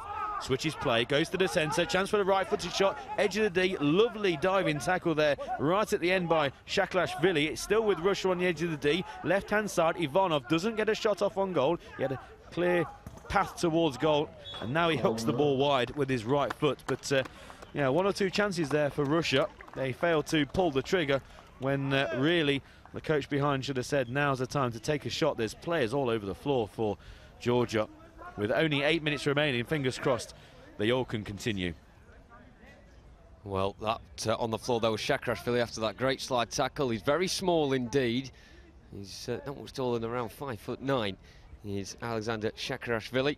Back to his feet now, however, and Russia have a corner on the far side, their left, and poised over the ball is a combination currently of Ivanov, the grey-haired figure, and the man in front of him, Tikhonov, who's a on the other end of the age spectrum, let's say. He has the ball now, does Tikhonov, the number 3. He looks to arc his run back towards the broken line, then comes down the right-hand side instead. Basilashvili once again straight onto the near side. There is never a dull moment with him, clattering into the kickboard there. Tikhonov comes out on top though. He's got 4 red shirts in front of him. He tries to slam a shot in from distance towards goal. It goes blocked by Basilashvili. Basilashvili then nips at the ankles of Tikhonov again, who wins a free kick for Russia, and Basilashvili turns around and screamed at somebody, I'm not sure who, but he's certainly not happy with what is going on here. Despite the rainbow flicks and his goal, it is not going his way at all. It's a 4th personal foul and a 3rd team foul from Georgia. Russia are about to have a free kick, but first will make a substitution. Going off the pitch will be number 9, Evgeny Ivanov, and he's replaced by the man who got a hat-trick in the first half, a 3-minute hat-trick, Evgeny Shalayev, who is back and hungry for more. But first it will be a Russian set piece just inside from the right-hand kickboard on the broken line. 7.5 minutes remain of this Group B clash. Georgia 1, Russia 7. And it will be a Russian free kick exactly on the broken line, as Jonathan said, to the right of centre. And Igorov is standing over the ball. Georgian player's just been taken to the near side, just give him a bit of water.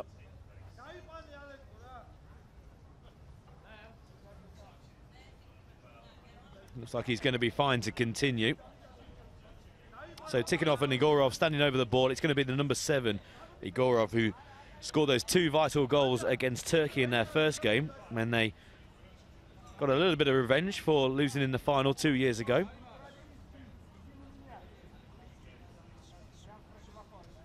So the free kick, again, broken line, right of centre. There are 3 men in a wall on the edge of the D. Shalayev for Russia over on the far left-hand side. He's got a man with him as well, Shaklashvili. The goalkeeper, very relaxed in goal.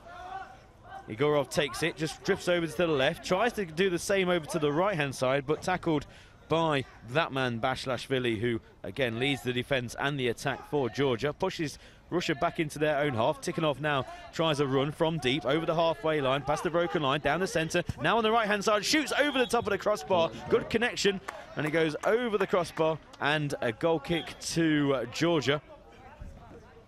Yeah, the number 3 who opened the scoring got a hold of that one, maybe a little too well. And only a matter of inches over the bar. Basilashvili now down the right for Georgia, approaching the D, again tackled by a swarm of Russian defenders. But Basilashvili goes back to the halfway line, using the kickboard in front of the dugout, shoots from distance into the shins of the Russian defence, and it breaks for Shalayev over the halfway line, left-hand side, now drifts inside, past the halfway line, approaches the broken line, edge of the D. He's already got a hat-trick, has to go back and pick the ball up. He's tackled by the Georgian defence, who bring it out up to halfway. It's Maglashvili over the halfway line, goes to ground, nothing given, and now it's Russia on the attack. The game's very stretched, ball forward is poor, and that's just going to run through for a goal kick.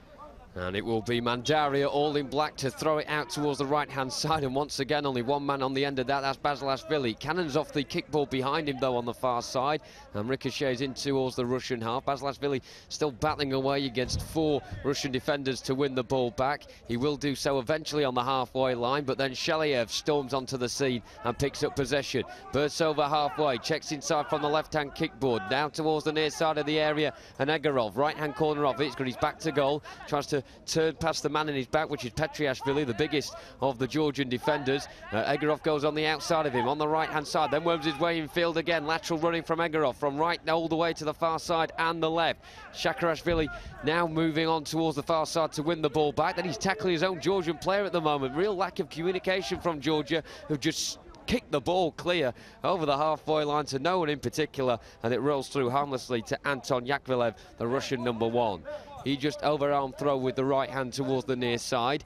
Shakarashvili coming onto the near side to try and win the ball for Georgia. It's not successful. It's Egorov instead, who just plonks it with the left foot down the centre, trying to search for Shalayev, who was just stood in front of the goalkeeping square there in a central position, but it just evades his right foot and goes out of play for a Georgian ball. Mandaria bowls it towards the near side, the left. Basilashvili searching for a second goal. Goes over halfway, a bit too eager there, and I think he actually outran the pace of the ball, and he stepped on on it with his heel, and it goes behind him and all the way back towards the Georgian stopper, who bowls it out towards the right-hand side. It's won on halfway by Shelyaev for Russia, though. Coming towards the centre, he's got 3 red shirts in front of him. He's going to go alone. Down towards the right-hand side of the area. Shot comes in low. It goes off the knee of the goalkeeper and in. Another howler from Irakli Mandara in the Georgian net.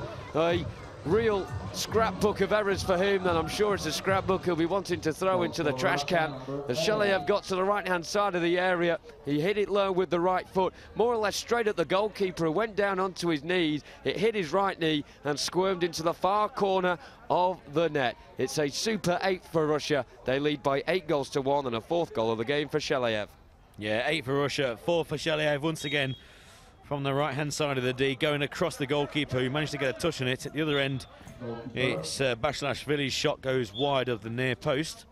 And again, I agree with you, Jonathan, regarding the goalkeeper. Maybe should have done slightly better. Here's that man Shelyaev again on the left kickboard inside the Georgian half. Comes across to the right, squares it to Iganov, who just lets it come off the board. Goes to ground after a collision with Shaklashvili. Screams out in agony as well as he goes to ground. Looks like he just caught the shoulder of the Georgian number 11. So it's going to be a free kick to Russia from around about 9 metres from goal. Couple in from the right-hand kickboard. This could be the 4th team foul for Georgia.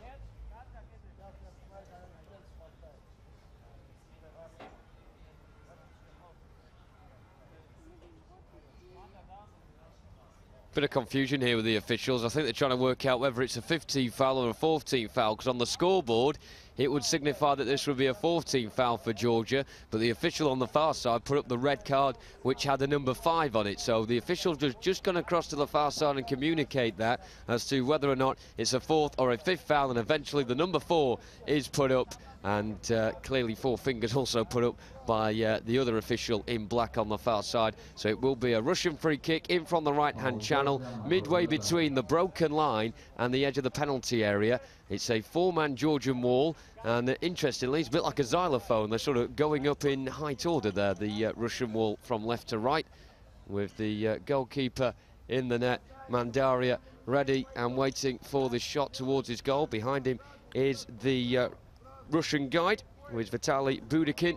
Just tapping the post either side. He's got the thumbs up now. Shelyaev strides towards the right corner of the box. This time equal to it is Mandaria, who thankfully for him palms away from his goal this time around towards the near kickboard. Shelyaev back to goal, being forced away towards the broken line. Running inside now, Bashilashvili hurriedly scurrying in his back and manages to win possession as well. It's a heavy touch from him, and he charges in with so much momentum there into the defender for Russia, Nikolaev, and Bashilashvili is down on the ground. The referee surely has got to stop play here. Does eventually. He's must be winded Bashilashvili there, and I was wincing, Pete. As soon as he did that big touch, you just knew that he was going to charge in at some speed into the opposition defender, Nikolaev, who's not the tallest player anyway. He actually went down on one knee to receive the ball. He certainly did not know what was coming in his direction. Bashilashvili is still laid on his back on the far corner of the Russian area, away to my left-hand side. The Georgian coach, Ilya Kiplashvili, is poised with his water bottle once again. I don't know what's inside it, but it seems to be some sort of magic water bottle for Georgia. Bashilashvili's gone off the pitch on the far byline, and the officials just directing him to go round the back of the advertising boards, and Russia once again will be playing against 3 Georgian defenders momentarily. Yeah, I think he just got a bit winded. One thing, the referee was straight on the scene and stood there, and was no panic at all. He knew that the player would get to his feet, and it's just a temporary injury, and he's gone off the field. There's only 4 minutes remaining. 8-1 Russia lead, 4 each in terms of team fouls. Bashilashvili is over on the far side now, just having a conversation with his coach, and I think he'll come back on. He's that sort of person. It's going to be a restart for Georgia, just with the 3 outfield players. And here comes Bashilashvili once again onto the field, holding his ribs. And he'll be the intended target for this rollout. In fact, it's rolled short to Shaklashvili. Plays it down the right nicely for Bashilashvili. Controls inside the D, inside the centre circle. Lovely back heel, and he's going to try and chase his own back heel down the left-hand side. Just slightly overrun it, out for a Russian goal kick. So 3 points to Russia will send them top of Group B. Long throw out by Russia, downfield. Tries to find Erganov, who's on the edge of the D. Controls well on one knee. Turn, shoot, right foot. It takes a deflection. Controlled by the goalkeeper with his feet. And just stops it from going down to this goalkeeping square and rolls to that man again. Bashlashvili down the left. On halfway, drifts to the centre, inside the centre circle. Good close control. Past 3 defenders, down the right-hand side. Tried a shot from all of 12 yards. And it goes harmlessly wide of the near post for another restart for Russia. This time over on throw down the left, off the kickboard, controlled by Shaliev. Drifts inside into a more central position. Shaliev picks up pace, past the broken line, goes back to the left, now into the D, and into the back of the net. Goal for Russia, and Shaliev once again bundles his way into the goalkeeping square. Took his shot beforehand. If he went into that square and then took his shot, it wouldn't have been allowed. But here, Shaliev just takes strike on goal outside of the square, and it goes past the goalkeeper into the back of the net. A lovely slalom run by the Russian number 8, and it's 9 for Russia. Double figures as well in the game here, 10 in total, and as Shaliev took that towards the edge of the area, he just collided with the goalkeeper almost, who was keen to close down the ball as soon as possible. It's frustrating for the keepers, not allowed to that 2-metre rectangle, and therefore they have to make sure that they keep at bay. Meanwhile, Bashlashvili going for the rainbow flick once again. The novelty somewhat wearing off, I think, every time he does it. Again, it doesn't succeed, and it goes out of play towards my left-hand side for a Russian ball. A replay of the goal once again, and he just gets the touch outside of the area before dragging his foot into the area with the sort of momentum of the shot taking him into the box. But it's a 5th goal for Shaliev. We said before the game, Pete, that he does deserve a goal or 2. He's got 5 in one game now. Yeah, I don't know about the novelty wearing off of the old rainbow flick. I see more of them in blind football, to be honest. And, well, we've got 3 more minutes to see if Bashlashvili can do any more. It's over the left-hand side for Russia, and that runs out of play. And it looks like it will be a corner to Russia on the left. So a chance for Russia to get into double figures. Shaliev actually has been replaced, so he's off the field. So I think for him, that's his day's work done. It's just going to be the 5 for him. A fantastic 5 for Shaliev. And we mentioned, as Jonathan said, deserves a goal for his performances. But I wouldn't have thought he would have got 5 today. Fantastic performance. The man, and the main goal scorer, really, Igorov. He's only got the 2. He'll be looking to correct that, but it's with Tikhonov who opened the scoring. 8 metres from goal, central position, but again, 4 men who have still on the field for Georgia. Another thing I thought might not happen. Here comes Bashlashvili, tries to tackle Tikhonov inside the centre circle. Ball down the right, runs out for a restart for Georgia, with just over 2 minutes remaining. Yeah, I thought that must have been a corner there. They definitely took a deflection. The Russian guy behind the goal said it as well, but it doesn't really matter for Russia. They've got 9 goals. They don't need any more, surely. Big win, though, for Georgia in terms of they will have a game ending with 5 players on the pitch. Tikhonov on the left-hand side, working his way laterally from left to right, shoots right-footed in towards the far corner of the net. And Mandaria managing to just punch it over the crossbar with 2 paws, and it goes out of play on the far side for a Russian corner. I mentioned how Mandaria, the Georgian keeper, has done a few howlers in this game. He's actually wearing like bite gloves. He's got sort of the ends of the gloves cut out and his fingers are poking through it. So it's not exactly the most apt goalkeeping wear, but he's gone for it. Apparently my director used to play with gardening gloves. Well, I think they would have been better for Mandaria than the gloves he's been wearing today. Agorov coming down the centre, just on the edge of the centre circle, charging forward towards the 3 red shirts in front of him. Then goes out to the right-hand side of it, shoots on the angle, another goal! And Russia, the first team in these 2017 Blind Football European Championships to get 10 goals in one game. And it's a hat-trick for Denis Agorov as well. Of course, he'll be overshadowed by the 5 scored by Evgenii Shaliev, but no doubt another wonderful solo goal from him as he manages to get his way onto the right foot of the area and then strike it into the far corner of Mandaria's net. Mandaria's actually got a wry smile on his face. Silence, please. I certainly wouldn't be smiling if I'd conceded 10 goals. Bashlashvili now running down the other end. He's trying to get a goal for his performance today. And then a little kick out, I think, you know, Agorov as he goes down. And the referee being very kind to Basilashvili there, making sure that no retrospective action will be taken. Thrown down the right-hand side, Nikita Egorov trying to match what his namesake has done. He goes towards the left-hand side. Can he get a goal? He's forced straight into the kickboard there by Shakarashvili behind him, and then a man going down for Georgia. I think it was one of his own players pushing him in the face there. He's down, clutching his nose. Once again, it's the nose causing Georgia all the problems at the moment. And down on the floor is Bachuk Kaisia this time around, who may have got a bit of blood dripping from it.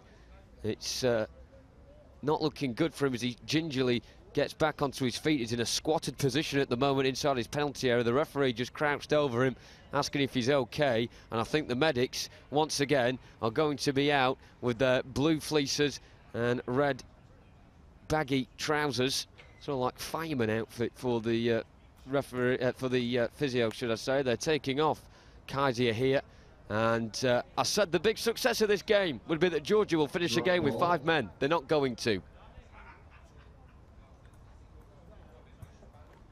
So, Russia sportingly kick the ball back towards Georgia. Mandari will have it, and Georgia will finish another game with just 4 men on the pitch. It's more than they finished the game with against Belgium the other night, it has to be said. Basilashvili running down the right-hand side. Tikhonov gets it just inside the Georgian defensive zone. And is that a foul by Basilashvili? If it is, it will be his 5th personal foul of the game. Trying to work out which way this free kick's gone here. Has it gone in favour of Russia? The answer is yes. So Basilashvili is going to get dismissed here once again in this tournament. A 5th personal foul for him, and he will be withdrawn from the pitch. And another sad sight for Georgia as their captain, Georgi Basilashvili, who once again writes the scripts with the rainbow flicks, with the fantastic tenacity down the centre, with his passion for goal and his passion for the badge as well. But he will be led off the pitch once again, and Georgia finished the game with just 3 players. So there he is, trudging off slowly towards the railings on the far side, and he will be very frustrated with the ending to this performance. He's managing to keep his cool at the moment, but if I was one of those on the Georgian bench, there aren't many of them, but I'd want to stay away from him. Russia free kick meanwhile. Agorov wanting a 4th, getting towards the right corner of the area. He's back to goal now. He's been deterred from his stride, and Georgia come down the left-hand side with Shakarashvili. So a reminder, there are just 2 players for Georgia outfield at the moment. Shakarashvili going down. He's now chasing Agorov, who runs down the right-hand side. Russia hungry for an 11th. Agorov cutting into the left-hand side. He just gets in towards the edge of the penalty area. It's a free kick for Russia. It's a 6-team foul from Georgia, so it'll be an 8-metre penalty, and this is going to go from tragic to even worse for Georgia. Russia now just choosing who is going to take this penalty, and surely that's not another personal foul from Shakarashvili. I saw a white card there which indicates the personal foul's going up with a number 5 on it, and if that is the case, the game will have to end 30 seconds before it's about to finish. So the big question from the officials, if it does get called off this game, and it's not going to, I don't think, the officials have just, well, they're taking him off. So that means Georgia are going to end this game with 2 players. Now, there's a man injured on the far side. If he comes back on, the game can finish. But at the moment, he's still getting treatment on the far side. So will there be a case of a game decided by default? I think the officials just going to the medics on the far side and deciding whether Bachuk Kaisia is fit to continue. If he's not fit to continue, then Georgia can't complete this match. And the next question will be, will the scoreline be 10-1 or will it go back to the default 6-0? We'll find out from our team of officials who aren't too far away from us in the stand. So a big question here from the officials, will Bachuk Kaisia, the number 8 on your screen at the moment, on the far side receiving treatment, will he be okay to come back onto the field? This is an intriguing question, and he is indeed going to be led back onto the pitch. And whether he's injured or not, whether he's walking wounded or fit and ready to go, he will be back on this pitch, and a sterling effort from him to complete the last 30 seconds of this game.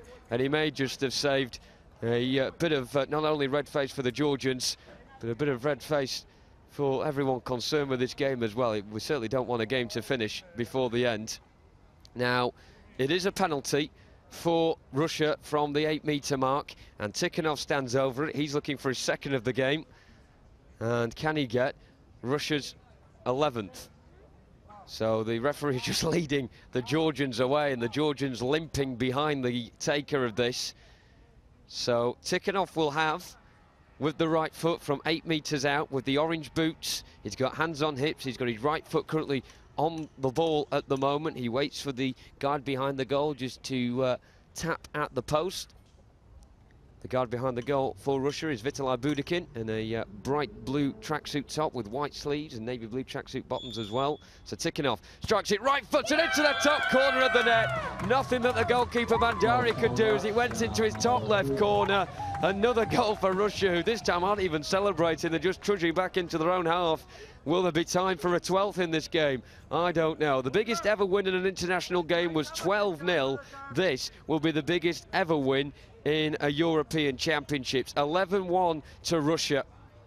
And a really good strike from Tikhonov. You have to give him credit there for the thumping strike. And one interesting question we got during the England-France game yesterday on the live stream was, why are the goalkeepers sighted? That's surely not fair for the players. Well, when you've got power like that in your right foot, like Tikhonov there, doesn't matter if you're a sighted goalkeeper or not, you're not saving it.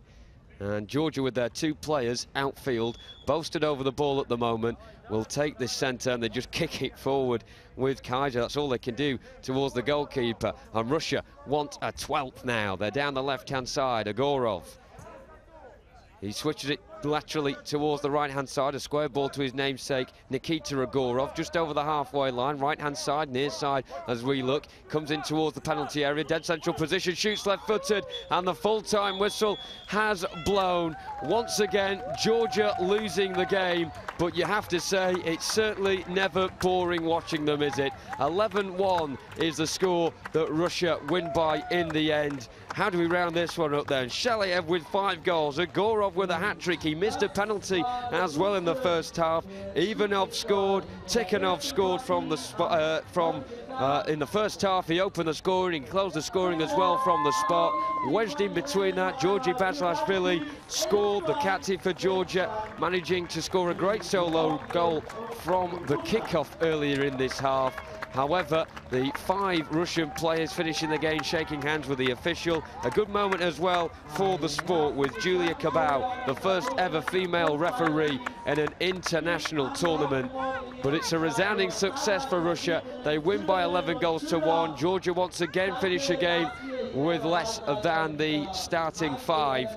Basilashvili with another set of 5 personal fouls sees him leave the pitch. Thankfully, our graphic on the screen has enough room there for the 11 Russian goals. They triumph in this one quite handsomely by 11 goals to 1. And quite a staggering statistic as well, with Russia 44 shots in total, Georgia managing to get the 22.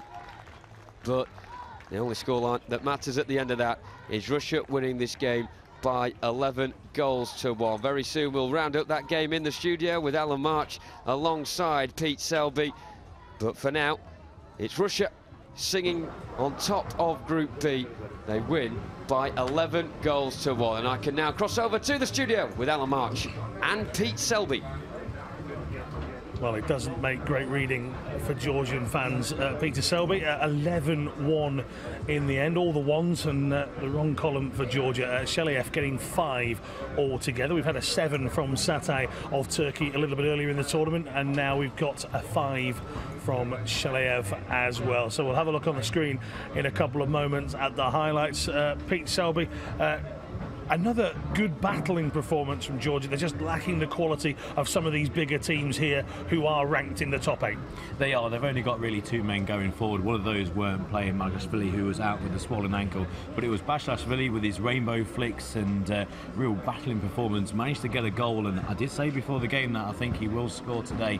The problem is for Georgia is that they only had the 5 players, so they can't substitute players when they're injured. Basilashvili, walking wounded along with everyone else, and they were getting frustrated motivated, and the one thing that's happened in this game that didn't happen in their previous matches is that they conceded plenty in the first half, so the shoulders went down, the goalkeeper lost a lot of confidence, and that's why they conceded so many goals, because the keeper will be unhappy with, I reckon, roughly half of the goals conceded. I think take the indiscipline to one side. I think there's a few managers here and the other national teams that would be interested in Basilashvili for his skills alone. Let's take a look at the highlights of the second half then. And Georgia, well, straight out of the traps and looking to do some damage. Look at that, straight from the start. Well, he had plenty of opportunities to score straight from the start, Basilashvili, because of the goals that they conceded. And every single time, he just tried exactly the same tactic, run straight towards goal, bundling past players. And what he did on a number of occasions was not take a shot in time, and it ran through to the keeper. This time, he just gets his shot off in time, only inches from the goalkeeping square, and then bundles his way through and into the back of the net. A thoroughly deserved goal, not only for Georgia, but especially for himself. So battling from Basilashvili. We'll show you a few more of the Russian goals. Shalayev in the end ending with 5, Pete. And it was quite funny, we talked at the beginning of the game how they hadn't got a hatful of goals in any of the games so far, a 0-0 and a 2-1. We discussed that they really did need quite a few in this game to give themselves a good plus column in those goal scoring, and they've managed it. Yeah, by far the easiest game that they've played. They've played against the defending champions Turkey, beating them by 2-1. They've drawn against a very powerful Spanish side, and now they're expecting to get 3 points and plenty of goals against Georgia. They've done that. And Shalayev, we mentioned on commentary, myself and Jonathan, regarding this player, very good close control. Really, he covers a lot of ground, Shalayev, and we're surprised he maybe didn't get a starting berth in many of the games. He might do now after scoring 5. Well, 5 for him. Igorov with a hat-trick as well. Let's take a look at the league table now. How does that affect it? Well, Russia go top and they're now on to a +11. We talked about the fact that Turkey already had +13 and it might come down to being very important at the end of this group stage. 7 points for Russia, 6 for Turkey, and now the emphasis is back on Spain to start winning games. It is, and Russia have got their destiny in their own hands if they beat Belgium in their final game, which is tomorrow, the first game tomorrow at 11 o'clock local time. Then they will go through to the semi-finals, and then it could be a mouth-watering game between Turkey and Spain to see who follows them through. Obviously Belgium will have something to say about that.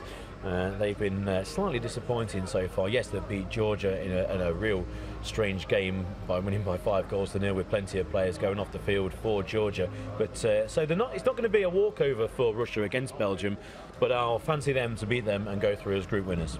Whilst Russia might be happy, we've got a man in our studio now who should be, we'll see in a minute, England head coach John Pugh. Happy so far? Yeah, we've been pleased with our performances so far. Yesterday was pretty a special performance for us, but we're not getting too far ahead of ourselves. You know, we know that Italy will be a difficult game today. They've got a lad up front who seems to be banging in lots of goals, and we've got to make sure we prepare right, and we are going to prepare right. So. Yeah, we were talking ourselves about Poliobo, who looked a massive threat throughout the game for Italy. Yeah, Poliobo, he's the young 15-year-old superstar for Italy, and is he the main man to look towards stopping for an England win? Yeah, definitely. I mean, blind football is all about scoring goals, and when you've got someone who's a main threat like he is, you know, you can't just go and try and get as many goals as you can, like a lot of the teams do. So you've got to set up right. You know, we're going to look at our defence first, and then we're going to try and get forward and try and isolate some of their slower defenders that they've got at the back. There was nearly 1 million people watching the game against France, and many of the comments were regarding the number 9 for England. Who is that number 9? Where is he from? How has he got so much skill? Just talk a little bit about Roy Turnham. Well, Roy's a hard-working player like everyone else. He's come into the system around 2010 from athletics, and actually wasn't a very good footballer at all, if I'm honest. But he trains a lot on his own, and he really does put positive spin on how you can get into blind football and become a really good player from pretty much not a football background, you know. And we're all excited to have him in our side, and you know, he plays very well. I actually didn't think he played very well in the first game against Romania, and I told him that, so I think he had a point to prove. That's why he's on the bench. Yeah. Well, you know, it's a performance sport. You know, we've got to have the right players playing in the right games, and you know, unless they perform at a high level, we've got to look to change it around a bit. And you know, when he come on, he showed what he's all about. So we've seen England teams over all sorts of levels have great success in this summer. Are we about to add one more trophy to that? got a big game against Italy today. Really not going to get ahead of ourselves. We did this in 2015.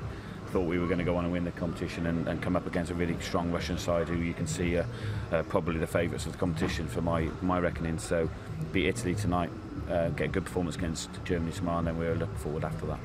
John, thank you very much for joining us, and good luck in your career as a politician after football as well. Right, let's take a look at the group table that England are currently in. They are top, 6 points, plus 13 goal difference above Germany. A victory over France by 7 goals still over England last night, as Peter was saying, viewed by over 1.2 million people at one point over Facebook. A fantastic achievement for the sport itself. Plenty more games to come here on day number 5 of the IBSA Blind Football European Championships. Next up here in our coverage is Romania versus France. As you can see, it's just under 40 minutes away from kickoff. So for now, we'll sign off, and we'll be back with you in a little while.